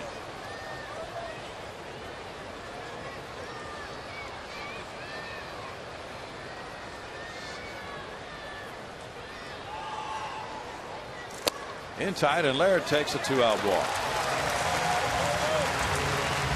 First walk of the day for the Indians.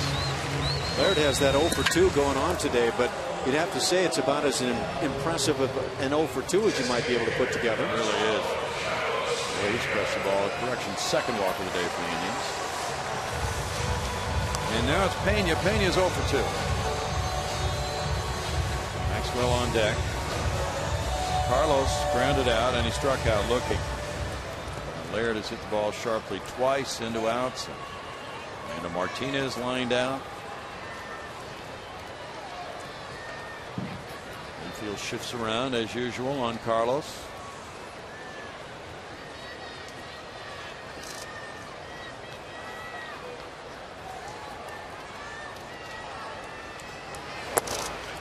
Ball 1 to him.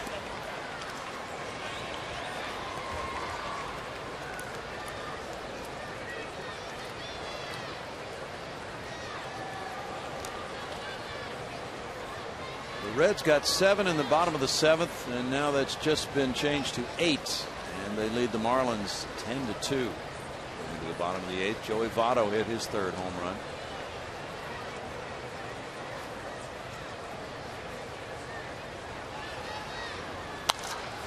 Popped up, it'll be out of play. Carlos Pena started to get that power bat going on the road trip, driving one to left field in Oakland. That's impressive. And then to right center field. This in the day game. It carries better in the day, but nonetheless very impressive. Yesterday, able to line one toward left field. Carlos Pena swinging the bat much better and still plays a pretty darn good first base. He has hit some balls hard to left field.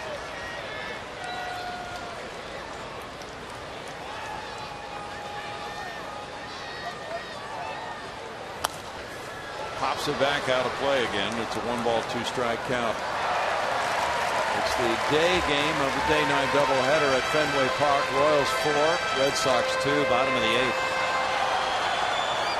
Alcides Escobar hit his 2nd home run of the year for Kansas City. The Red Sox 12-4. Dodgers lost to Twin Bill at Baltimore yesterday. They lead today 5-4 after 6. Adam Jones hit his 3rd for the O's. The Orioles club trying to prove that last year was no fluke. Chris Davis has certainly been a big help in the early going. Adam Jones in center is a whale of a player. Nick Markakis, very unheralded but good player in right field, and they've got some other guys that can play the game.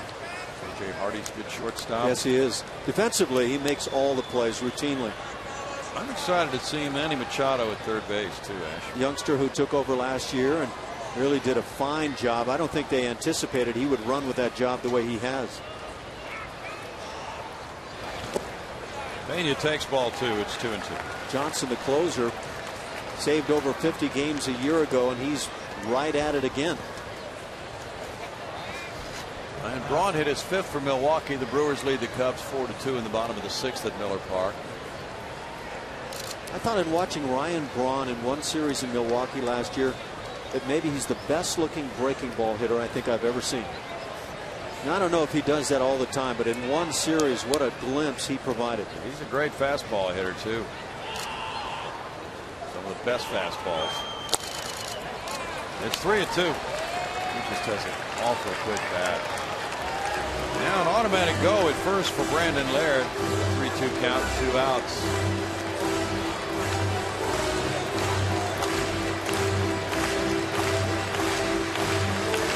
And the White Sox are tied 2-2. They're at the top of the second. Francona, and Hagedon can make his pitch. Well, over on the Houston bench, the Carlos Pena fans are ready to erupt. Carlos has 26 career long balls against the Indians. Santana backs up as Laird goes, and it's fouled straight back. Good cut by Pena. Carlos wasn't just trying to put one in play there with a couple of strikes, was he? That was the big time hack. It really was. And that's what so many hitters now do in the major leagues. They do not compromise with 2 strikes. Caution to the wind, let it fly. If you make the good contact, give your swing, or your club rather, a very big swing.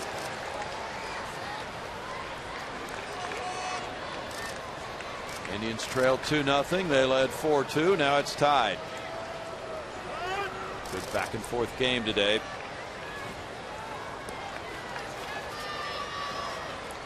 Seattle Mariners, with their first of 3 visits to Houston, come in and start that series tomorrow night at 7:10. We get to see one of the great pitchers in the game, King Felix Hernandez. That'll be fun. That's a walk to Pena. Back-to-back 2-out walks. Bringing up Justin Maxwell, and probably a right-hander. Yes, Terry Francona has already gone to his bullpen for the right-hander. So Hagedon came in with a runner at third, nobody out. Chris Carter pinch hitting for Fernando Martinez, delivered a sac fly to tie it. He got Castro on the ground up, but then he walked Laird and Pena back to back. And we'll be right back with the score: Cleveland 4, Houston 4.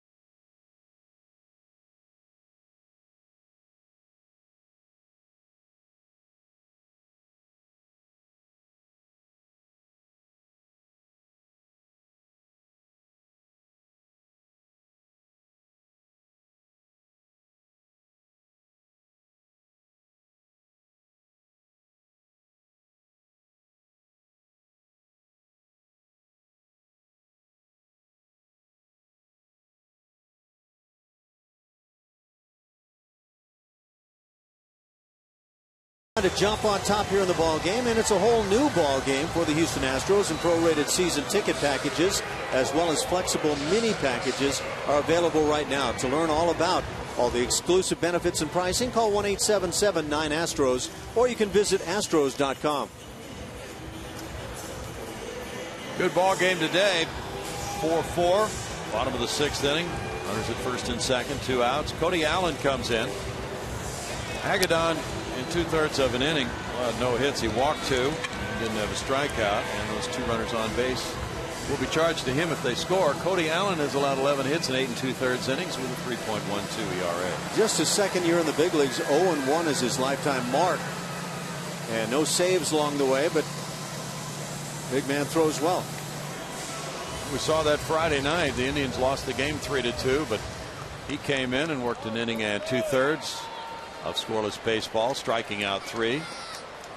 Justin Maxwell is at the plate, walked against Cody Allen Friday night, and then he stole second and third. He's 0 for 2 in this one, a strikeout and a ground out. Fouls it away. They strike 1 to J-Max. Justin Maxwell trying to jump on that first heater that he sees.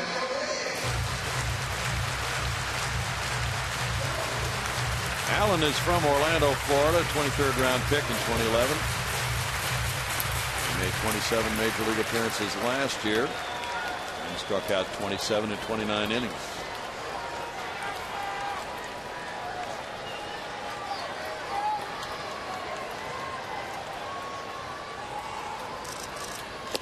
J-Max looks at it. It's a ball. That evens the count at 1-1.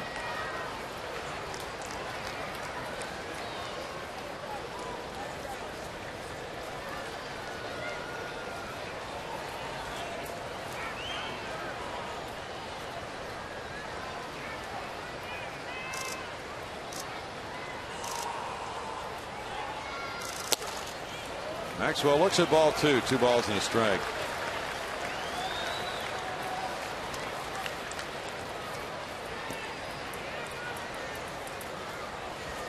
This is Allen's 6th appearance of the year.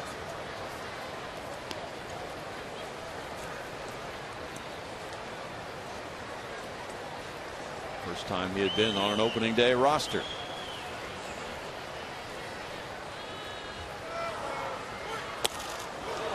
It's 2 balls, 2 strikes. This made his major league debut last year, 20th of July.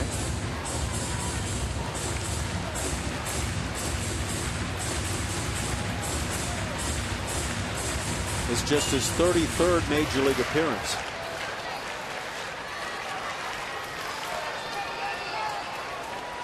A little kid wanted a souvenir. We'll see what Maxwell can do on a 2-2 pitch. He fouls it. Astros are 11-9 in the all-time record against the Indians. 8-6 here in this ballpark. This is the Tribe's only visit to Houston this season. The Astros will not go to Cleveland until September 19th through the 22nd for a 4-game set for both Orders Club. Indians won 68 and lost 94 last year and retooled. They were 27th in the majors in innings pitched by their starting pitchers. Yeah, that's not a good formula for success, and obviously the Astros flirting with that same scenario this year.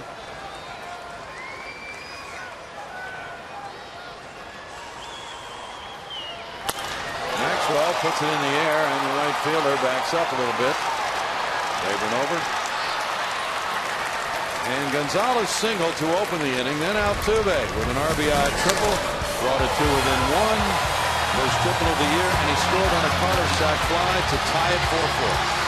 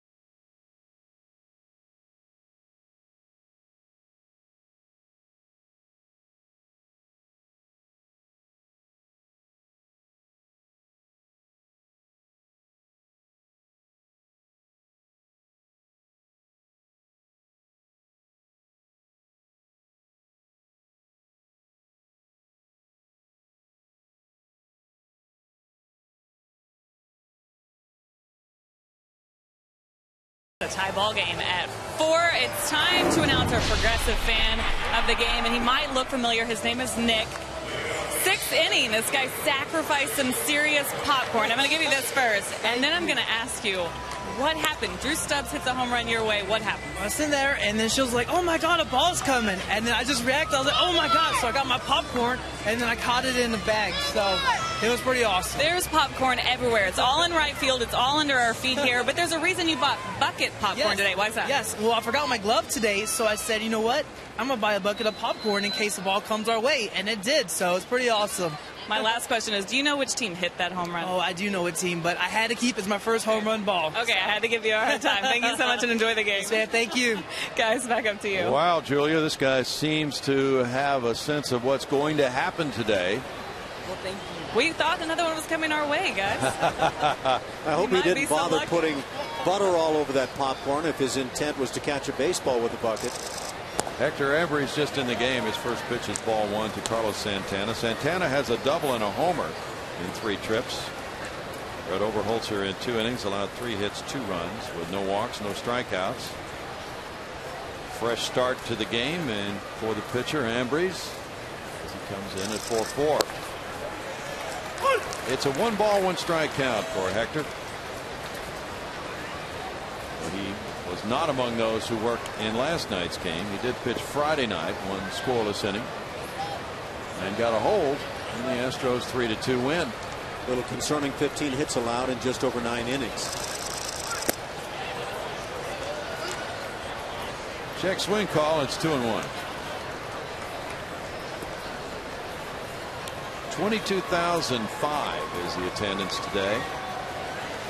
When Ambrose came in, it was the 8th inning with a 3-2 lead. He gave up a leadoff double to Nick Swisher and then had a walk, but got a double play ball from Mark Reynolds to give him a 0. There's a strike, and Santana has a 2-2 count. He's working it over with Dan Bellino a little bit after that call. Ambrose flirted with trouble, but had that important inning in the 3-2 win for Lucas Harrell Friday night. And then Jose Veras came in to save it. Joe Smith, a right-hander, is at work for Terry Francona. Swisher and Reynolds to follow here in this 7th inning, and Bo Porter looks very carefully at the matchups when he selects his relievers. He gets a strikeout.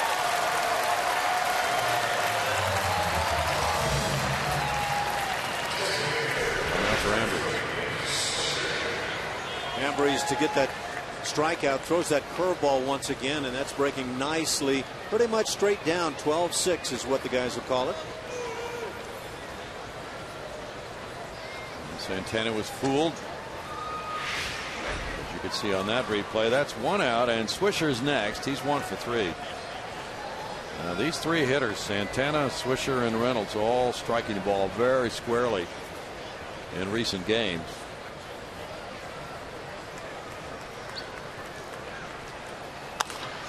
Fouled away, strike 1. You know, we look at saves, we look at holds, talk about 8th inning guys, 9th inning guys. Here's a 7th inning situation that's as important as you're going to get.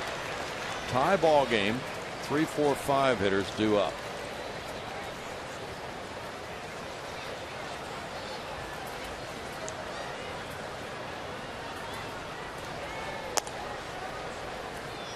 One and one. You know, I find these curveballs intriguing. Watch from the side where this is swung at and where it's caught. And where it's caught will lead one to say, well, that pitch was low. But look where the swing was trying to hit it. Is that pitch low? I would say, heavens no, out at the front of the plate. It's high enough, but I think we all get accustomed to seeing that ball that's caught low and thinking it must be low on the curveball. Same pitch works for a Swisher tentative swing. 1-2 to Nick.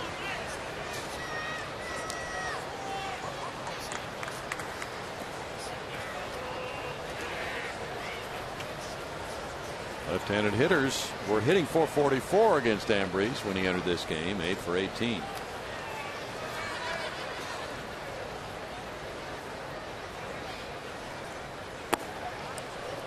It's a 2-ball 2-strike count on Nick Swisher. Father Steve was a good defensive catcher, but didn't hit a whole lot. So Nick has certainly done well at the plate. That steady production. Travis Blackley's warming up for Houston, a lefty.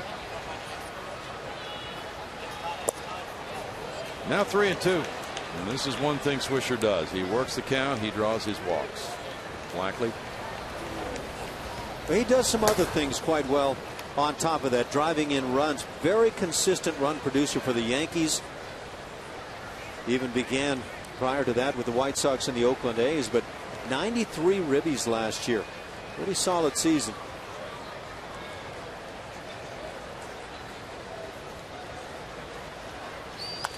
He fouls it back, and the count stays full with Reynolds waiting next. In fact, he's driven in at least 82 over the past 4 seasons in the big leagues. Well, that will go a long way when a team evaluates a player who's on the free agent market. Kind of steady production. No question about it. Over 200 career home runs. Took advantage of that short right field in New York's Yankee Stadium.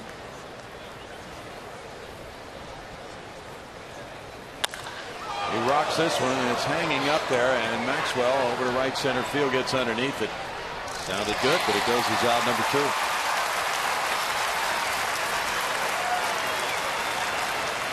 And Mark Reynolds is next. All 3 of these guys there Ambrose is facing, quite capable of going deep in a game, and we've seen it in this series. Reynolds is 0 for 2 with a walk today. Big inning isn't always the 9th inning in a close ball game. Could be the 7th inning and getting this 3, 4, 5 hitters. Big assignment. Well, and if he can get these 3 hitters in a row, then that really makes the rest of the game so much more manageable for Bo Porter. They may not come up again. Ball 1. Nick Swisher loves to play this game. He has a lot of fun doing it, and he had a big swing. A lot of guys will kind of keep it to themselves. Boy, did I just miss one. But I think Nick's saying, boy, did I just miss one. He lets it out there for all to see. It's 2 balls and no strikes, and most players do not do that. They're, you know, athletes in general are taught to wear that mask. Yeah, fair to say he's demonstrative. But for some players, that works better. Go ahead and let out the emotions. I don't recall which player it was, but I think you were saying yesterday or the day before that one of his new teammates from Cleveland used to feel that Nick was his least favorite player to watch. Yes. Guy he played against at the time. That's right. Now they shift around with Altuve moving over on the shortstop side of second. That's in. And it's 3-1. So when the count got to 3-0, Altuve moved over where he is now from just the other side of second base. Yeah, I wonder about this. I think Mark Reynolds is a guy that's trying to hit the home run most of the time with a double, trying to drive something. With 2 strikes, I wonder if he might not be a little more willing to just reach out and spoil one through the right side. Maybe not. 3-2 now.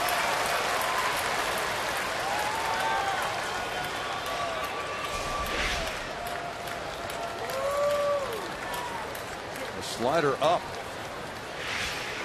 Worked for him that time. Yeah, you don't throw that during the bullpen sessions and have anybody say, yeah, that's a good location, but it works out sometimes.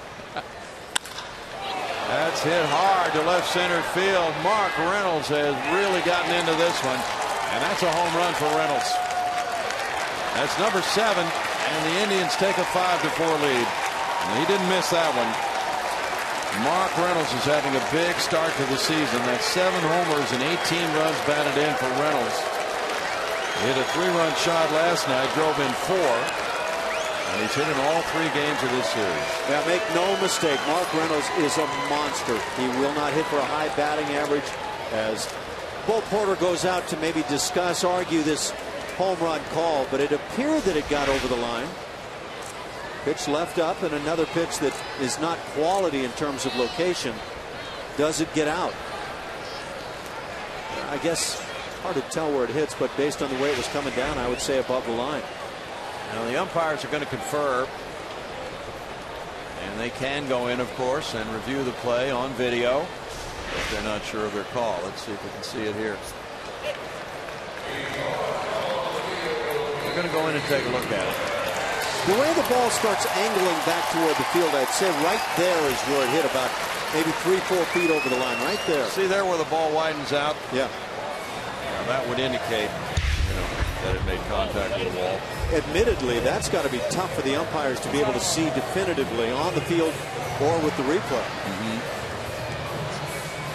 But just from that replay and the way the ball changed shape as it went splat against that pillar, it appears it's going to be 5-4 Cleveland on number 7 of the year for Reynolds. That's some serious ball compression. Take another look, but as the ball starts coming back, you can kind of play Pong from decades ago. Brownie still carries one around and kind of see where the ball came from. It might be Suna Pong. Is that what that was called, Pong? I don't even remember now. That long ago. Only about 20 years. That's the way you see it, huh? Now Ryan Rayburn's the batter. He's 2 for 3, an RBI single in the 3rd inning that tied it 2-2, and then he had a double in the 5th. Well, Reynolds really put one out there into left center field and got some lift on it for the go-ahead homer. The 3rd long ball. Well, that was the 4th long ball of the day for the Tribe. And that gives them now 25 home runs. They have 5 runs on 10 hits.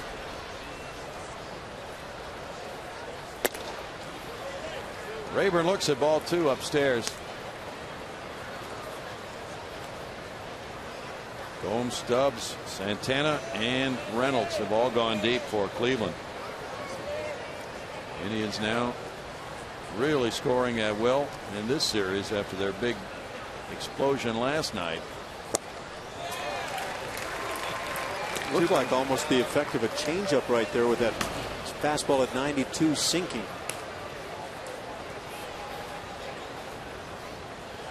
Blackley continues to work in the bullpen. Indians have now scored 26 runs in this 3-game series. This fly ball heads for right center field. Maxwell backing on it. And in the 7th inning, the Reynolds home run gives the Indians the upper hand, 5-4. We'll keep it right here for God Bless America.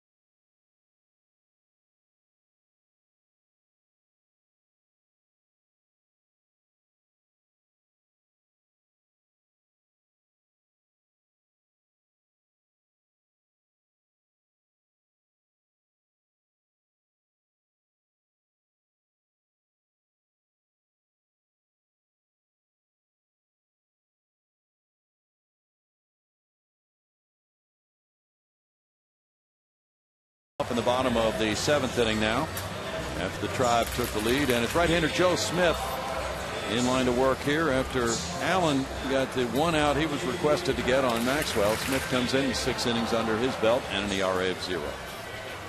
Just 25 years of age and quite a workhorse in that Indians bullpen. See some of the numbers from that submarine slot. He will make it tough. Whoa, Rick Ankiel with a bat flying out of his hands. Swings and it's strike 1. He has struck out twice today. There's the bat retrieval expert, a Hunter Pence fan.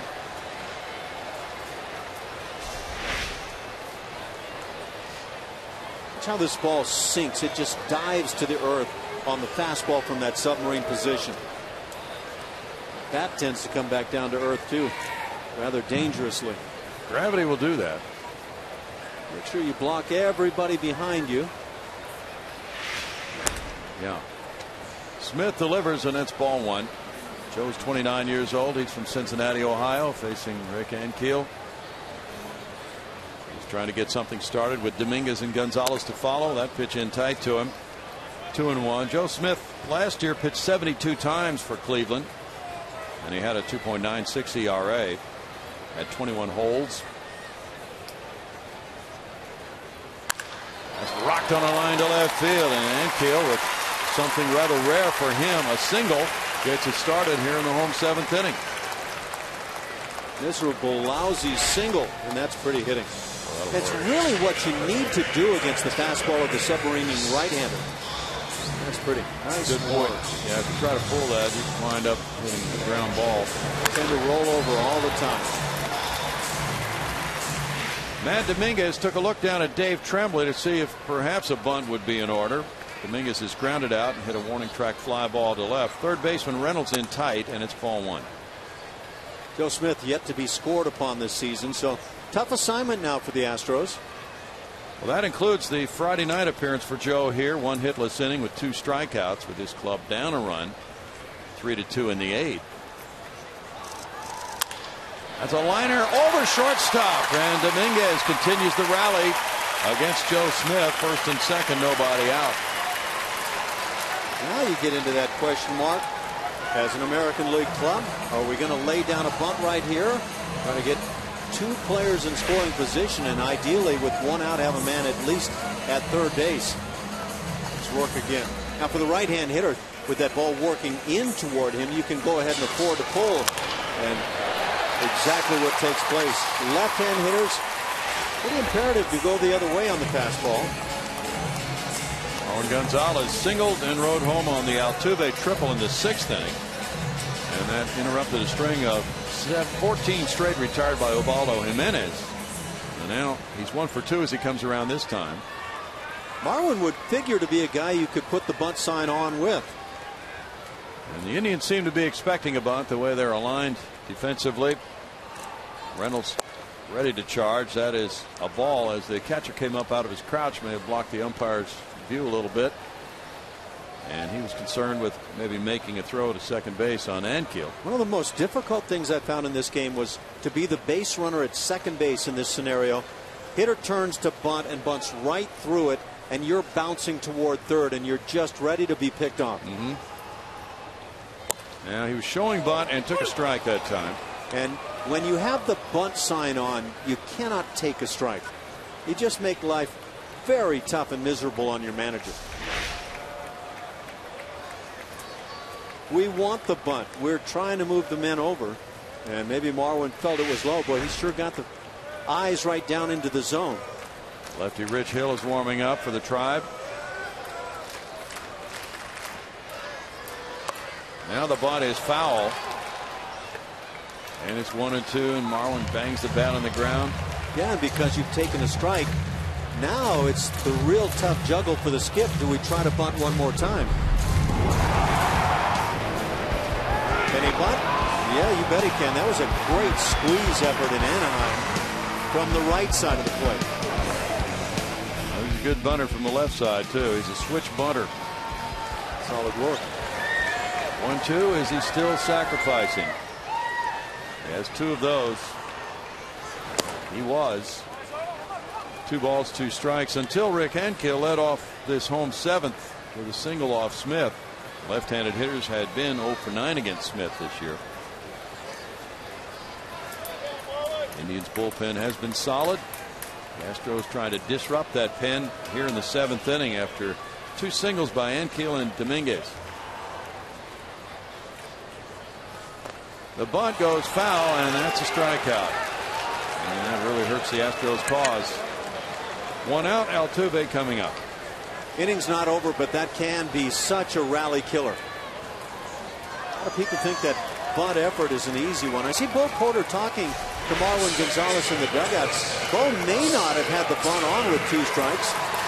Marwin may have taken it upon himself after taking the first strike.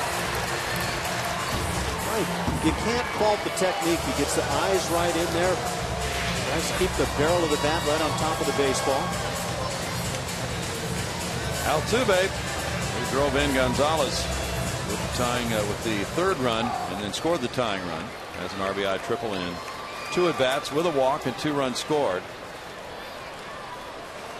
A big situation here, and Chris Carter's on deck with Altuve trying to deliver. Backs away from it at strike 1. And that's what Smith can do with that slider from his arm angle. Altuve has hit .467 with men in scoring position, 7 for 15. Turn back towards second. Pure deception. No infielder at the bag to throw to, and yet pitchers are enabled that move.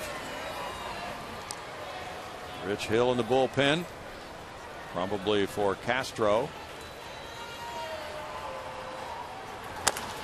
A little nubber. Smith barehanding, throwing to first, and that's a catch by Santana on a ball that really could have gotten away. Reached out and snagged it for out number 2 with the runners advancing. Ankiel to 3rd, Dominguez to 2nd. One thing you see a lot of is when an infielder or pitcher picks up the ball off the ground barehanded, they tend to palm it on a lot of occasions, and the throw is then following not all that good. And this one almost made life very tough on Santana.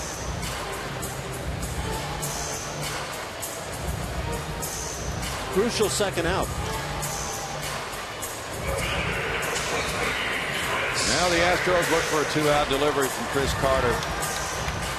Carter came off the bench, pinch hitting for Fernando Martinez, delivered Altuve with a sacrifice fly to tie it in the 6th inning. Now looking for a big 2-out delivery. That's ball 1 to him.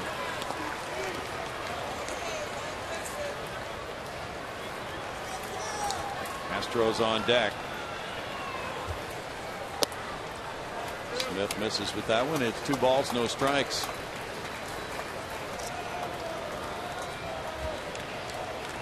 Carter is 1 for 1, a double in his only at bat against Smith. He also has thrown a walk. 2 balls, 1 strike. Indians had the edge in hits today, 10-6.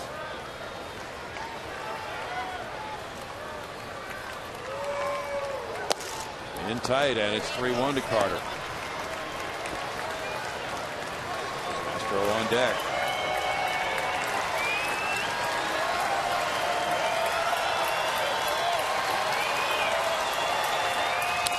Carter fouls it. Full count now to Chris. Indians have a left-hander warming in their pen, so Castro, should he come to the plate here, very well may be facing the left-hander. That's the way it looks. Rich Hill getting time to warm up for him.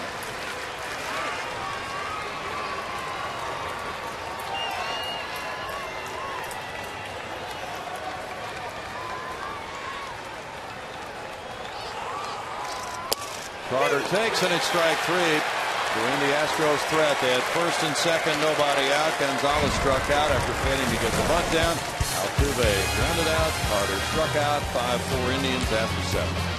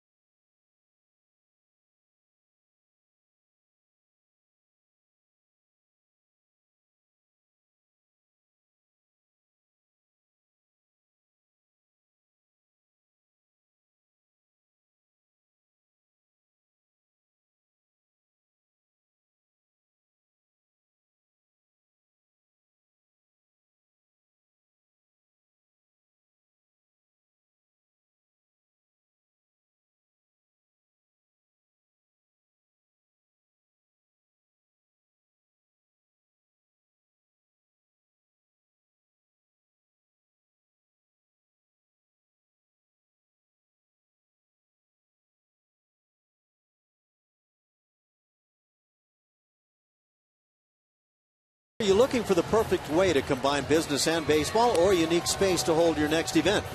With state-of-the-art meeting spaces, Minute Maid Park can surpass all of your needs. Call 713-259-8800 for more information. Don't forget to ask about softball games and batting practice.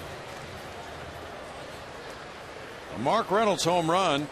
That's number 4 of the day for the Indians. Lifted Cleveland in front 5-4 in the 7th inning. Hector Ambrose had gotten the first 2 outs. Then he got Rayburn. Now here in the 8th, it's Mike Aviles. And he's 0 for 3. Ambrose had 5 straight scoreless outings. There's strike 1 to Aviles. Gomes and Stubs to follow here in the Cleveland 8th inning.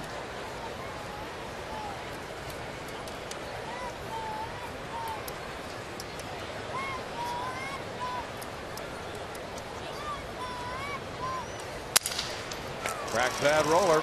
Dominguez, plenty of time. 1 out.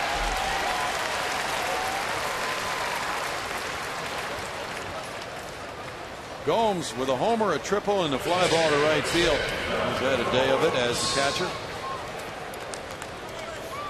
Home runs have come from Gomes, Santana, Stubs, and Reynolds today. And the Reynolds home run ties him for the league lead with 7.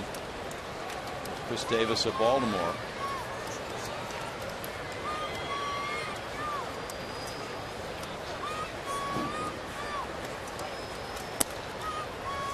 Ball 1 to Gomes. Now Vinny Pestano's warming up. He usually gets the 8th inning in a game of this nature for the Tribe.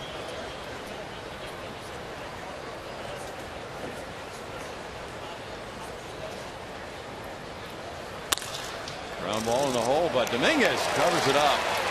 Oh, that's pretty slick. 2 outs. Man can glove it down there at third base, and that's ranging a wide distance to his left. It really is. It looked like a hit off the bat. Watch it go.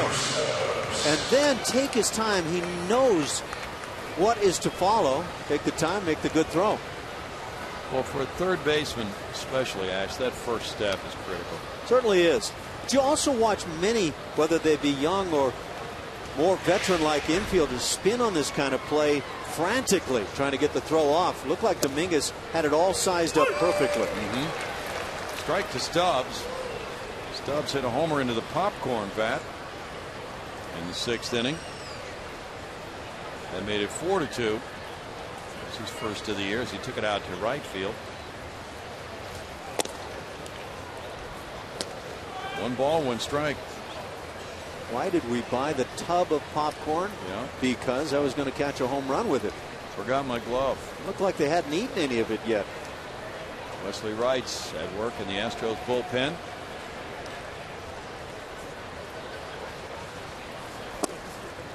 Remember, he threw a pretty good looking pitch. It was called a ball, and it's 2-1 now. The inside edge has been tight, but a very consistent day behind the plate by Dan Bellino. As a pitcher, when you put it on the spot like this, you certainly hope to get that call. Well framed by Castro. 2 balls, 2 strikes to Stubs. You see Wesley Wright.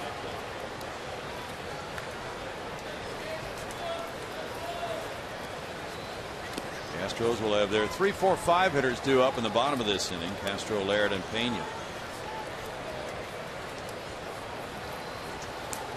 Blue Jays knocked off the Yankees 8-4 in Toronto. Brett Cecil won that one, beating Boone Logan.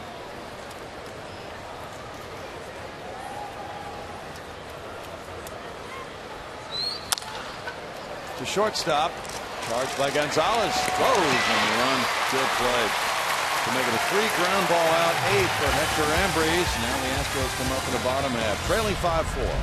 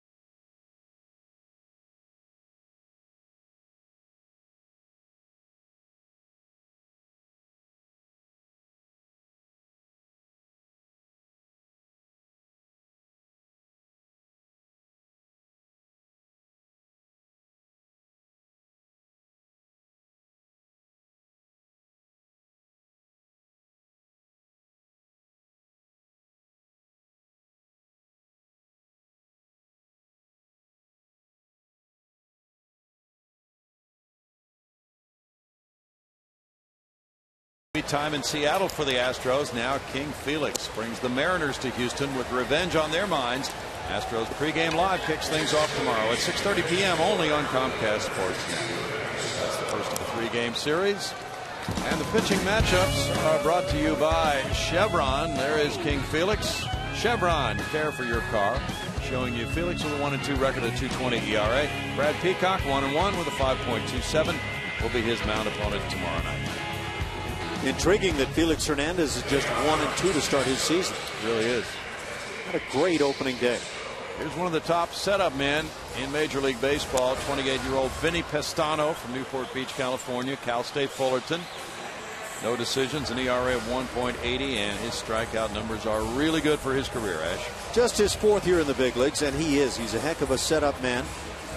He's allowed on his career now just 101 hits in 142 innings, so that'll tell you a lot just very quickly about his combination of stuff and location.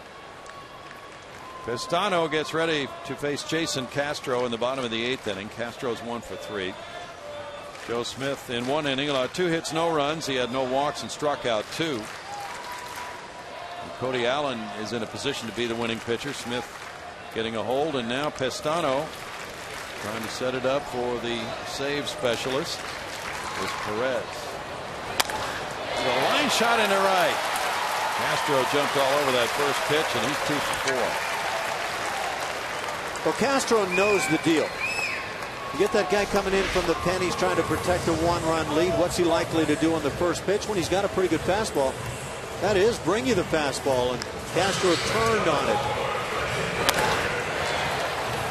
Just good thinking and good hitting. Now the Astros have the potential tying run on, leading it off. And it's Brandon Laird. He's 0 for 2 with a walk, but has hit the ball squarely both times he's made outs.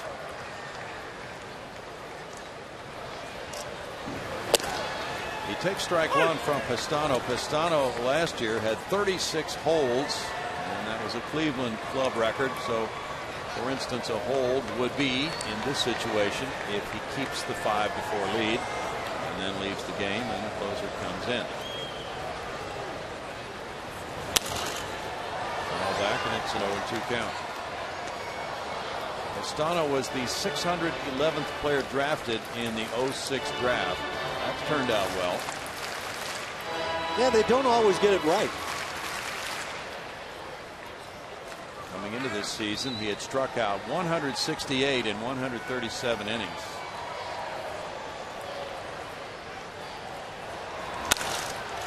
High to center field.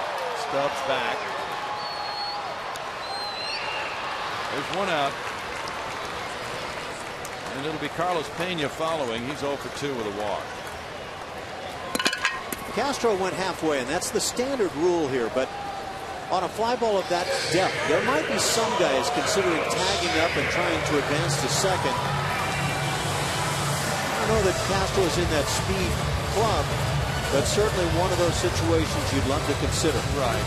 He probably is not, but if he were more of a speed merchant, it wouldn't hurt anything to tag and start towards second. Then he could always jam on the brakes and go back. Yep. Yeah, you kind of force the situation. Everybody hollers at the center fielder, tagging, and that creates that scenario where you never know. Ball might be dropped.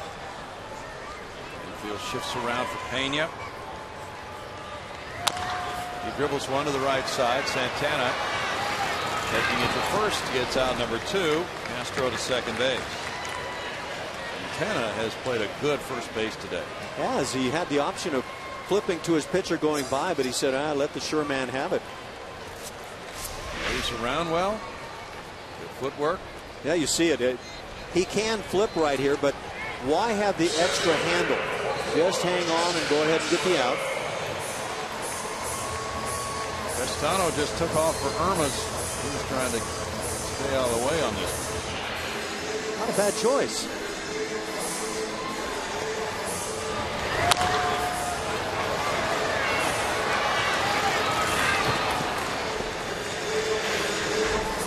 Two outs, runner at second, and it's Justin Maxwell now. Maxwell's 0 for 3.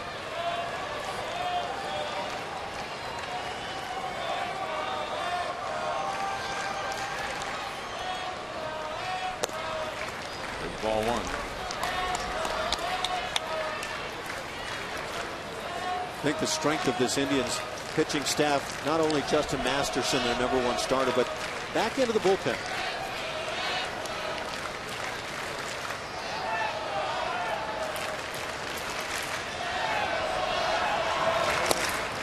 Maxwell looks at it. It's a strike, and it's 1-1 to Justin. You get some fastballs to hit with Pistano on the hill. Batting average against Vinny Pistano last year was .207. He pitched once last year against the Astros, got a hold in a 2-0 win.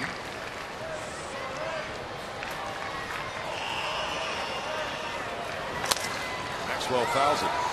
1-2.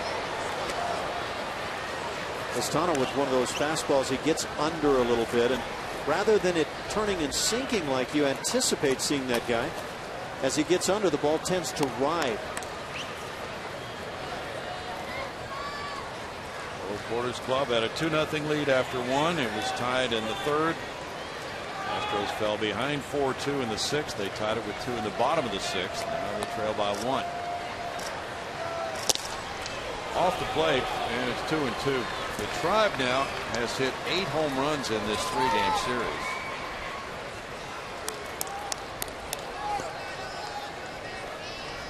Rick Ankiel is on deck.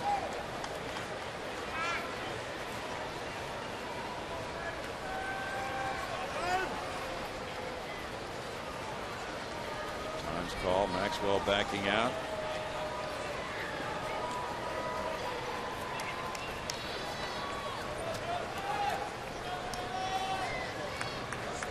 Royals beat the Red Sox in Boston. Santana, the winner.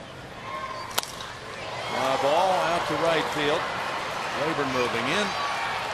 And that ends the 8th with no runs a hit and a man stranded. Moving to the 9th. It's 5-4 Indians.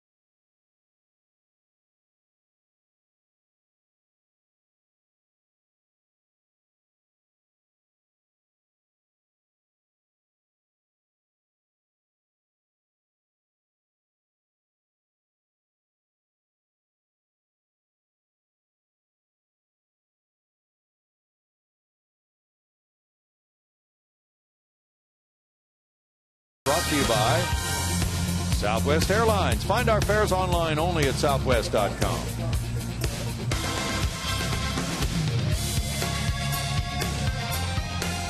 Food looks great. It's been a delicious ball game so far. It's a 1-run affair. It's 5-4 Cleveland. Top of the 9th inning. Closer Chris Perez getting loose for the Indians. Astros fans hoping that Wesley Wright can put up a 0 here in the top of the 9th inning. And the bottom of the order due up. Ankiel, Dominguez, and Gonzalez due to bat in the last of the 9th inning. Wright in 9 games has an ERA of 4. Wesley Wright checking around, making sure about his defense. Want to make sure you know where the guys are set up before you start attacking hitters. Michael Bradley, the first man up here in the 9th inning, 0 for 4. Wesley got a hold in the 3-2 Astros win over Cleveland Friday night. Bunted. And that stays fair, and that's the second bunt hit of the day for the Tribe. Kipnis had one in the first inning, and this one was placed just about as well as his. Not a bad way to get things started when you're up a run, ninth inning. Try to create an inning, and when it's provided for you, a lot of guys feel like, why not? Let's go ahead and take it. Now, Kipnis is 1 for 4.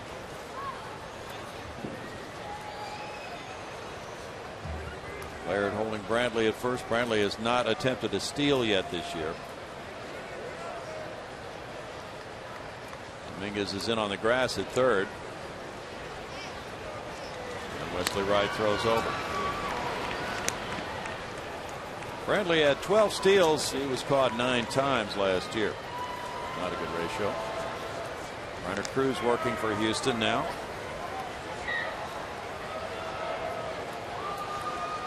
Maxwell's in left center field. A big gap in right center here. Kipnis shows bunt and looks at ball 1. Now, Terry Francona has that option. He's up by 1. He can try to add to it.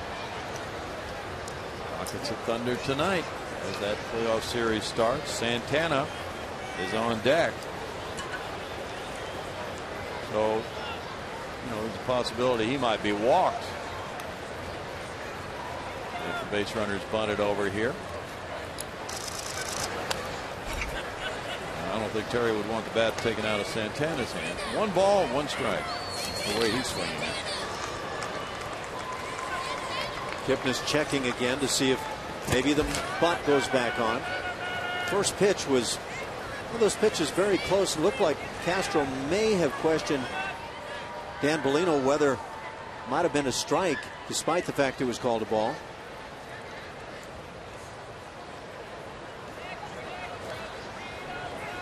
Wright throws over. Wright threw 24 pitches Friday night, working an inning and a third.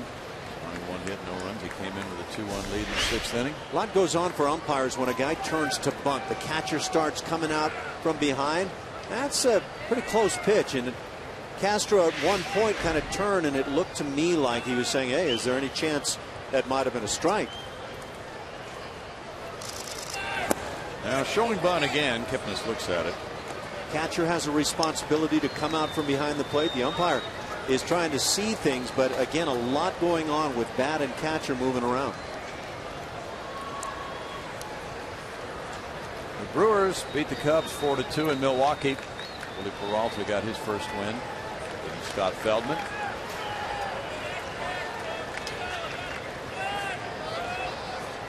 Rays beat the Athletics 8-1 in St. Petersburg. Roberto Hernandez won it over Tommy Malone. Bunted, and Wright will go to the second baseman Altuve covering first on the sacrifice by Kipnis. Brantley to second, 1 out. We'll see if they walk Santana. Big Jason Castro from behind the plate immediately notified Wesley Wright first.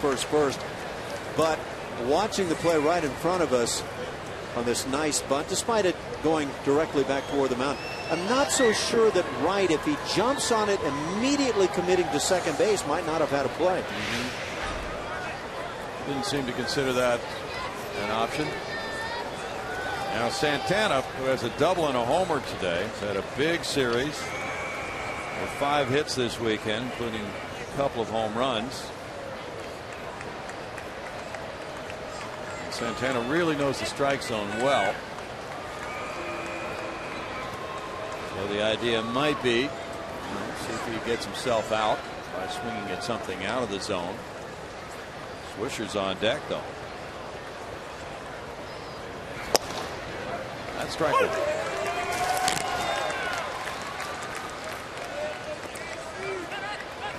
Twins 5, White Sox 3. That final is in from U.S. Cellular in Chicago. Scott Diamond won it over Matt Lindstrom.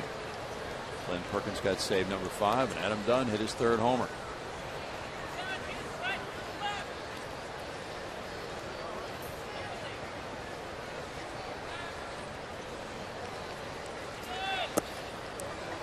That's a ball to Santana, and the count runs to 1-1.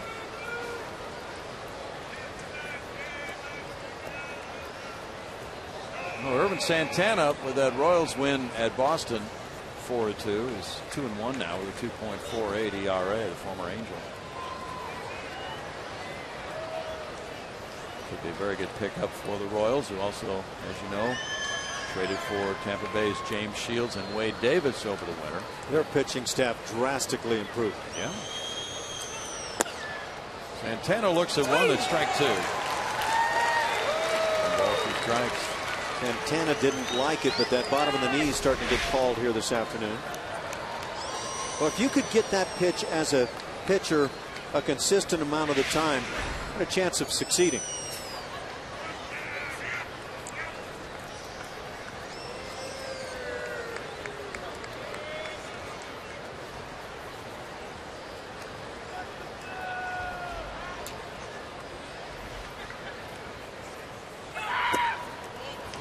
Two balls, 2 strikes. Now Castro goes out. Altuve coming in as well. A good hitter like Santana can really make a pitcher work. It's really something when you have a lineup like Terry Francona does with all the switch hitters. They have 3 now. They had 4 when the series began. But 3 quality bats in the heart that he can utilize as switch hitters, guys that can swing it from both sides. Santana's leading the league in on base average at 472 coming into this game. And he struck him out. Nice conference. Whatever they said. That's the right. Like the strikeout pitch for out number 2. Carlton Fisk goes out to the mound and they come up with that. Sure, that wasn't exactly where Castro was anticipating the pitch, but very effective down and in. It was. He kept the ball low that time. Nice piece of work by Wesley Wright executing. And Swisher comes up next. Swisher's 1 for 4. I don't know why, when I think of a catcher going to the mound, maybe first coming to mind Carlton Fisk. Did spend a little time out there. Human rain delay. He was called that. And he walked so slowly, too.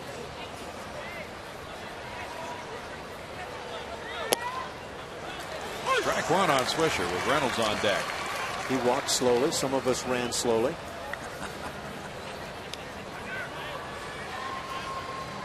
Great player, Carlton Fisk. Yeah. So great he has a foul pole named after him. Boy, could he play in some pain, too. He caught a whole lot of games. That's tap foul. It's an 0-2 count. You know, catchers, when they get up, well, Santana may find out someday he has the makings of a potentially very fine major league catcher. But as you well know, Ash, you get up around 32, 33 years of age, and you've got to work like crazy to keep yourself in catching shape. I think more and more players are able to do that to some extent or another. Back to Carlton Fisk. I think he earned a spot as one of the game's all-time great catchers. Yes.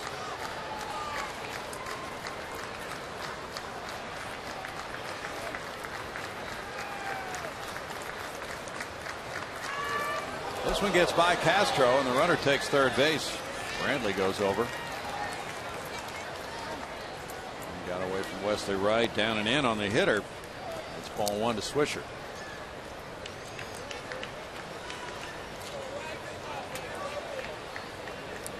Wild pitch for Wright. That's his first wild pitch of the season.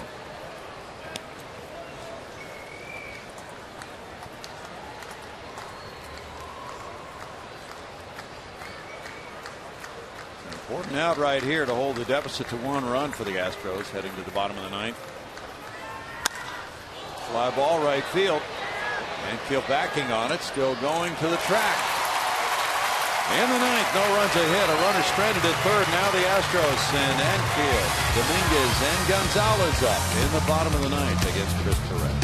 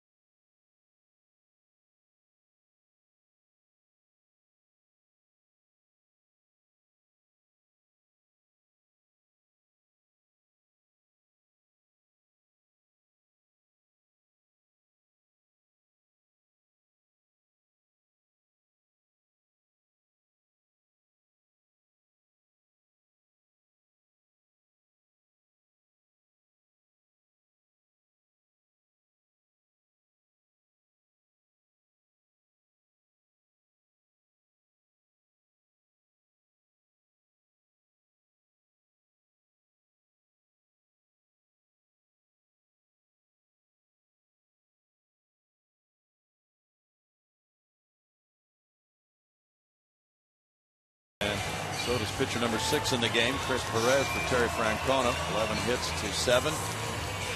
Cleveland has the edge in that department. 4 long balls by the Tribe, and Perez now comes in to try to close it out. In 5 games, he has 1 save in 2 opportunities. He's not going to walk him. Has the ability to strike you out.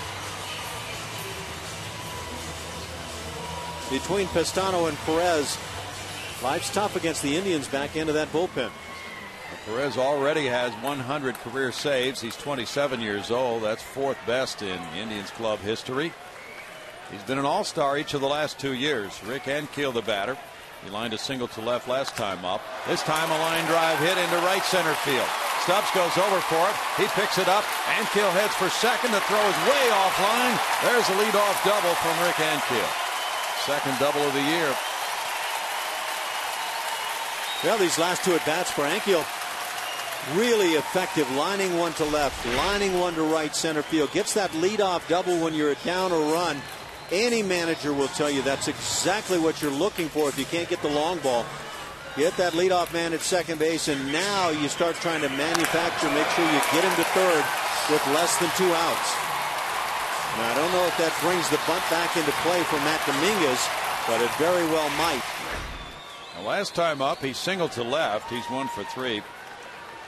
Vinny Pestano in 1 inning, allowed 1 hit, no runs, no walks or strikeouts.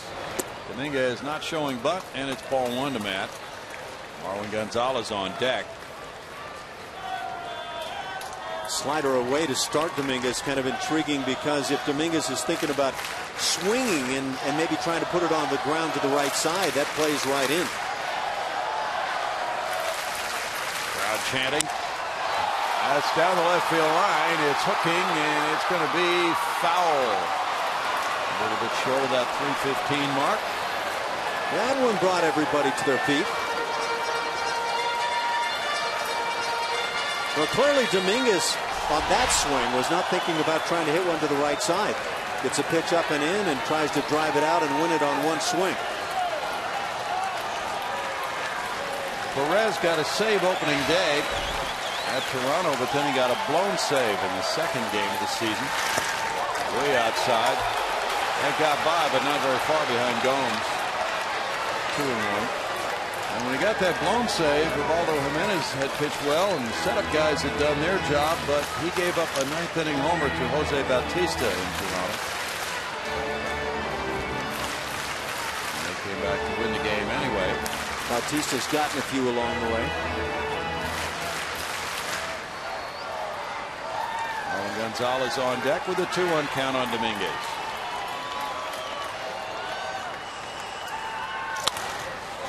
Foul, and this one for Santana as he goes over will not be in reach. Well, I'd have to say, by watching Matt Dominguez in this at bat, no design at all here in terms of either trying to bunt or hitting something to the right side to move the runner. It's all about taking your best swings and trying to drive him in. Chris Perez had 39 saves in 43 opportunities last season. Pitched in 61 games from Bradenton, Florida. Way outside. 3-2 now to Matt Dominguez. Shortstop Aviles was jockeying behind Rick Ankiel a little bit.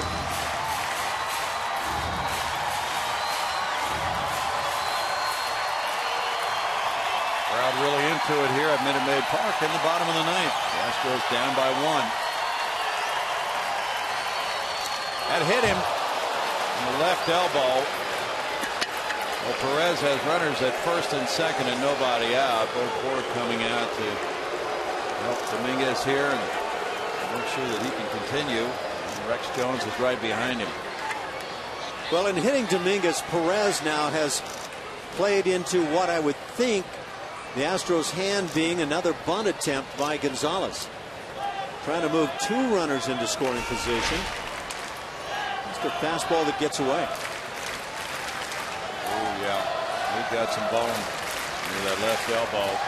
It's a bad spot to take it. He's going to come out for a pinch runner, Brandon Barnes. Barnes represents the potential winning run. He's getting loose in foul territory near first base.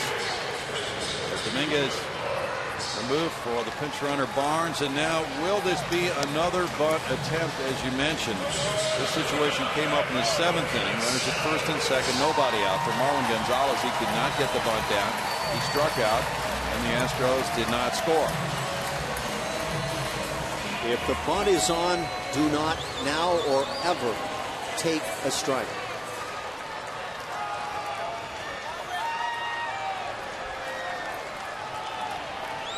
Ankiel runs well. Barnes runs great. They're the base runners as Marwin Gonzalez bats. Marwin singled and scored in the 6th. He's 1 for 3. Third baseman Reynolds is in on the grass. First baseman Santana creeping in. The bunt goes well toward third base. Barehanded. Reynolds throwing to the second baseman covering Kipnis. And that's the sacrifice. And that time he did get it down on the first buntable pitch. And he got it to the third baseman, which is key. Unless they have the wheel play on where the shortstop is immediately sprinting to third, there's no option once you get that bunt down for the third inning. Back in the 7th inning, this was the attempt to get a bunt down after taking a strike. He fell behind, eventually striking out on this one. And this one, just a beautiful bunt. You can't do it better. Now it's going to be Jose Altuve batting with runners at second and third. That's the third sacrifice of the year from Marwin Gonzalez. He leads the club. Chris Carter is on deck. Carter and Barnes have both come off the bench. That leaves 2 bench players for Bo Porter. Bullpen's getting busy in case there are extra innings. Who better to have at the plate right now? He's been the guy. And today an RBI triple, 1 for 3 with a walk. But they'll put him on. Interesting. Intentional walk to Altuve to load the bases for Chris Carter. Chris Carter has been anything but a hot hitter of late, and I think Terry Francona plays this exactly the way he should. It makes sense. Yeah.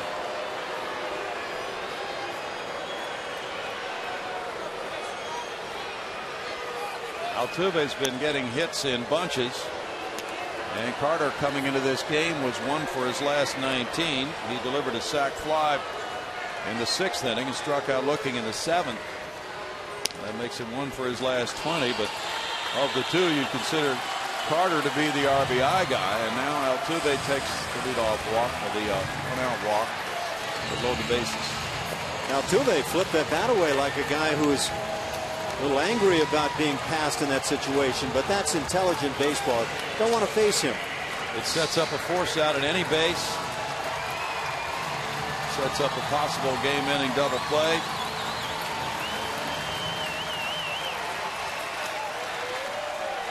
And Chris Carter's the batter against Chris Perez.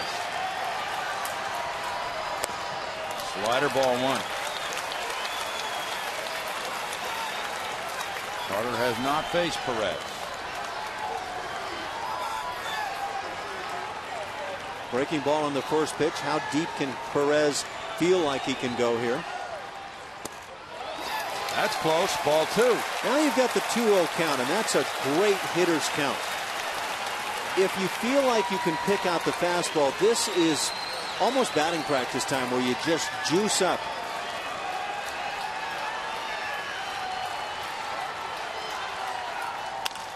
There's a bouncer foul. 2 balls, 1 strike. Difficulty is when you get a fastball that you're looking for, but it's right on the inside edge. Yeah.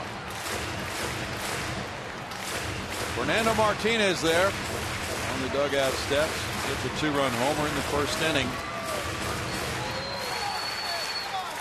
Carter came in to pinch hit for him in the 6th.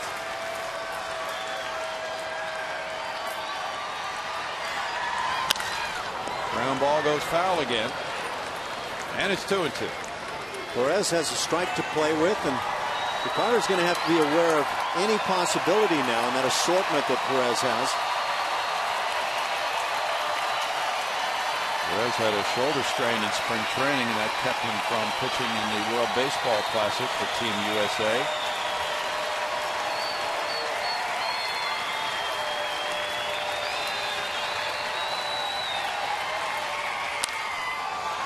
Popped up, and that goes back into the crowd.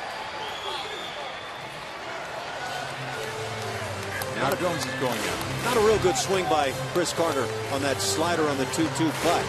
Very effectively done in fouling it off.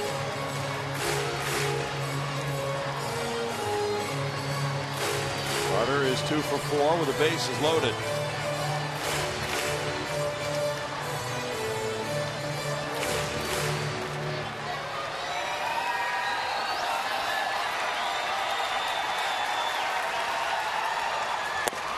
And he struck him out. 2 outs. And now Jason Castro. Really can't overstate how crucial that strikeout is in this scenario. And now 2 outs left up to Castro, who is swinging it well. Castro has 2 singles today. He's grounded out twice as well. Perez went to the slider of crowding Carter. Moved the pitch away from him. Now 2 outs, 3 on for Castro. Laird on deck. Good cut, strike 1.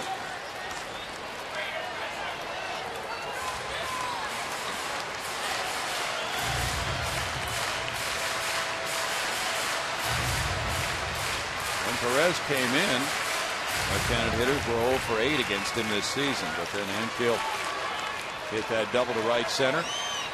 He's at third, Barnes the pinch runner at second, Altuve at first. It's 1-1.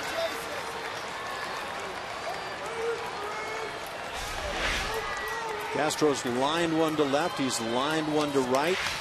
Got his swing working well. The hanging breaking ball could have been tempting. He takes that for ball 2. Now with the 2-1 count, a lot of times you feel like you can just look fastball.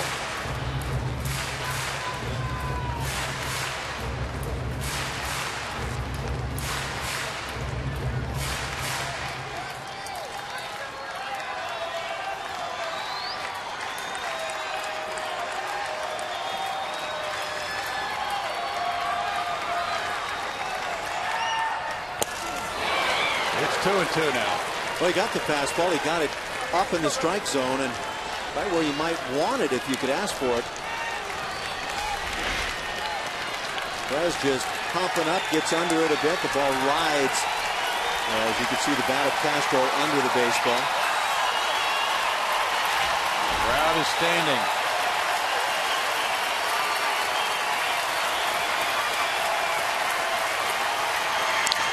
There's a shot on the ground. Reynolds gets up, throws to first, and the Indians win it 5-4. Chris Perez gets the save, his second of the season, and the Indians survive with the Astros applying pressure. They loaded the bases with 1 out, and then Carter struck out. Castro grounded out. The Indians win 2 of 3 in Houston. They lost the first game by 1. They won a blowout last night. They come back to win the last game by 1. Final play, anything but routine, sharply hit by Castro. But that defense comes through. The key out, the strikeout of Carter for the second out of the inning. Well, the Tribe leaving town after winning 2 of 3, off to a nice start on the road trip. The Astros did not leave a man on base through the first 5 innings. In the last 4, they stranded 8. Final score, Cleveland 5, Houston 4.